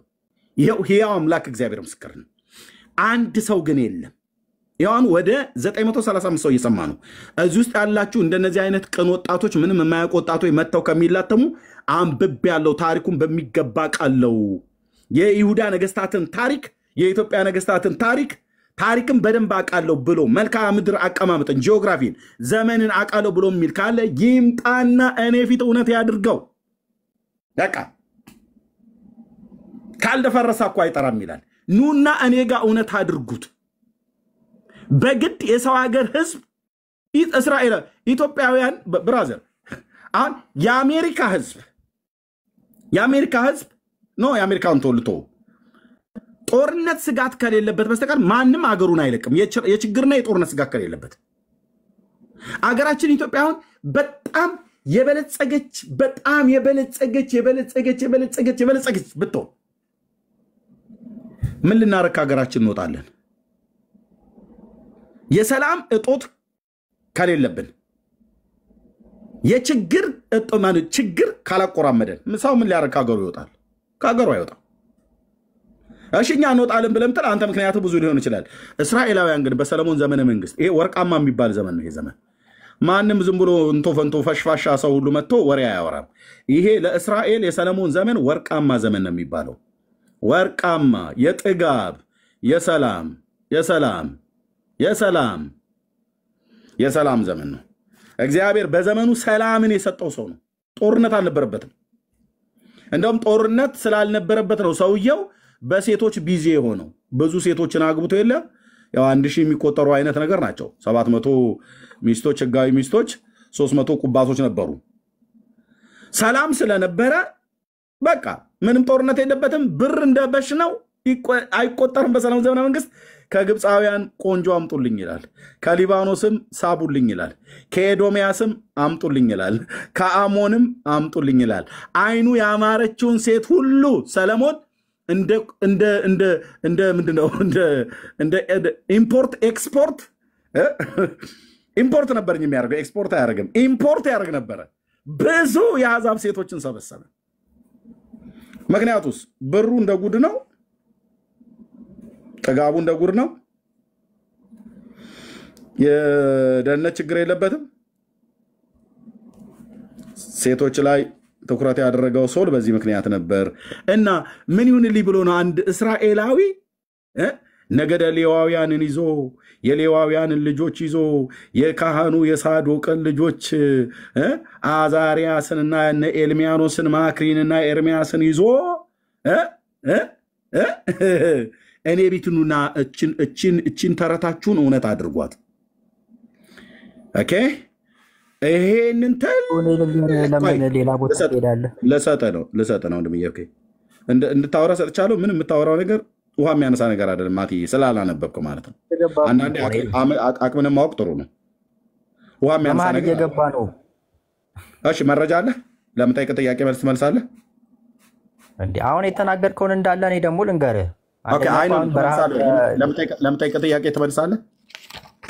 ለምን አሁን የተናገርከው ላይ ሪፍሌክሽን ልስጥ እኮ የተናገርኩት ላይ ልጠይቅህ፣ የተናገርኩት መልሼ ልጠይቅህ። ለምን አሁን ተናገርክ አይደለ? አሁን ደግሞ ለኔ ድሉ ዝም ብለህ እንድታወራ አልፈቅድም። እስካሁን እውቀትህን አይቻለሁ። ምንም የረባ ውሃ የሚያነሳ ነገር አልተናገርክም። አንተ አውርተህ አንተ ጠይቀህ ትችላለህ እንዴ? ቆይ አንተ ካነበብክ ልጠይቅህ፣ ካልሆነ ጊዜ ታዩ ችግር የለው። መጽሐፍትን አላነበብክም። ባላነበብክበት ዝም ብዬ እዚህ 1000 ሰው ቁጭ አድርገህ አንተ የፈለግከውን እንቶ ፈንቶ እንድታወራ አልፈልግም። ካወራ ግን በመረጃ የምታወራ ከሆነ ልጠይቅህ። ኦኬ የሰላም ታቦቱ በሰለሞን ዘመነ መንግስት ነው አይደል ወደ ኢትዮጵያ የመጣ ብሎ ምለው ኦርቶዶክስ የምትለው? አዎ በሰለሞን ዘመነ መንግስት። በሰለሞን ጥያቄ እሺ፣ በሰለሞን ነው። በሰለሞን አይደለም። ኦኬ በሰለሞን ዘመነ መንግስት። ኦኬ ግራሃን አንኮክ በማን ዘመን ነው መጣ ብሎ ያለው? እሱ የራሱን ኮንክሉዥን ሰጥቷል። እሱ አይመለከትም። እኔ ራሱን አይደለም ምንድን ነው ያለው? ቅድም የግራሃን አንኮክ የጻፈው መጽሐፍ አንብብ ብለህ እኔን ኢንቫይት ስታደርገኝ ነበር። እኔ ደግሞ እጄ ላይ አለ ማህበረ ቅዱሳን ዛሬ ደግሞ ግራሃን አንኮክ የተናገራቸው ሙሉ በሙሉ አንቀበል። ግራሃን አንኮክ ምን ይላል? በማን ዘመን ወደ ኢትዮጵያ መጣ ይላል? አንተ በምናሴ አልክ እንደዛ ብሏል። እሱ በማን አለ? እኔ ምናሴ ያልኩትኝ እሱ ያለው ነው። አንተ በማን ዘመን ነው መጣ ብሎ ያለው? የኔን ተውና አንተ ያነበብከው እኔ አላስታውሰውም ነው ያልኩ። በቃ አታስታውሰውም። ባላስታውስከው ነው ጊዜ ስጠኝ ላውራ ብለህ የምትለው። በምናሴ ልድገምልህ ድጋሚ። ኦኬ ቆይ በምናሴ ግራሃን አንኮክ የተናገረው ማለት ነው። ኦኬ ታቦቱ በምናሴ ዘመንና በሰለሞን ዘመነ መንግስት ዘመን መካከል የምን ያህል ዘመን ርቀት አለ? አንተ ነው የምጠይቅህ። አላውቀውም። አታውቀውም ማቲ? እሺ በምናሴና በሰለሞን ዘመነ መንግስት መካከል ስንት ነገስታት ርቀት አላቸው? ስንት ነገስታት መካከል ላይ ያሉ? ማታውቀውን አታውራ ብራዘር። 13 ነገስታት 13 ነገስታት ነግሰዋል። ይብቃው ይብቃው። ለመማር ከፈለክ ልብ ብለህ ስማኝ። ለመማር ከፈለክ ከሰማኸኝ በጣም ዘመንህን ሁሉ የምትጠቀምበትን እውነት እነግርሃለሁ። ለአንተ አይደለም ለ1000 ሰው። አንተ 1 ደቂቃ ስማኝና እኔ እድሜ ልክህን የምትጠቀምበትን ልንገርህ። ኦኬ እሺ። ተረት መስማት አልፈልግም። እታች ውረድ። እዚህ እኮ ጠይቄ በሰለሞን ዘመነ መንግስት መጣ አልከኝ። ግራሃን አንኮክ በማን ዘመን መጣ ብዬ ስለ አላውቀውም አልከኝ። ባላውቀውም ዘጋ ነው። እኔ ምናሴ አልኩ፣ አንተ አላውቀውም። እሺ በሰለሞንና በምናሴ ዘመን መካከል ስንት ነገስታት አለ አልኩ። አላውቀውም አልክ። እኔ 13 ነገስታት አልኩኝ። ኦኬ እና በሰማይ ትጠቀማለህ ብዬ ስለ አይ እኔ 1 ደቂቃ ብትሰጠኝ ዘመንህን ሁሉ ምን አወራህና እስካሁን ድረስ ሰጥቼው እኮ ቅድም አውርተሃል። ኦርቶዶክሳውያን እባካችሁ አንብቡ፣ ታሪክ ወቁ። በንዴት ዘው ወብለህ ገብተህ ከኦርቶዶክስ ተዋሕዶ ቤተክርስቲያን የመጣሁት ብለህ ዝም ብለህ አታውራ። ጠይቁ፣ አንብቡ። ወንድሞች እናቶች፣ ቢያንስ ስለ ታቦቱ መምጣት ይህንን መጽሐፍ እንኳን ሳታነብ ይህን መጽሐፍ ሙሉን ሳታነብ እንዴት ልትናገሩት መጫላችሁ? ወንድሞች እናቶች፣ ይህንን መጽሐፍ ክብረ ነገሥትን እንኳን ሙሉን አይደለም ግማሽ እንኳን ሳታነቡ እንዴት ትመጣላችሁ? ወንድሞች እናቶች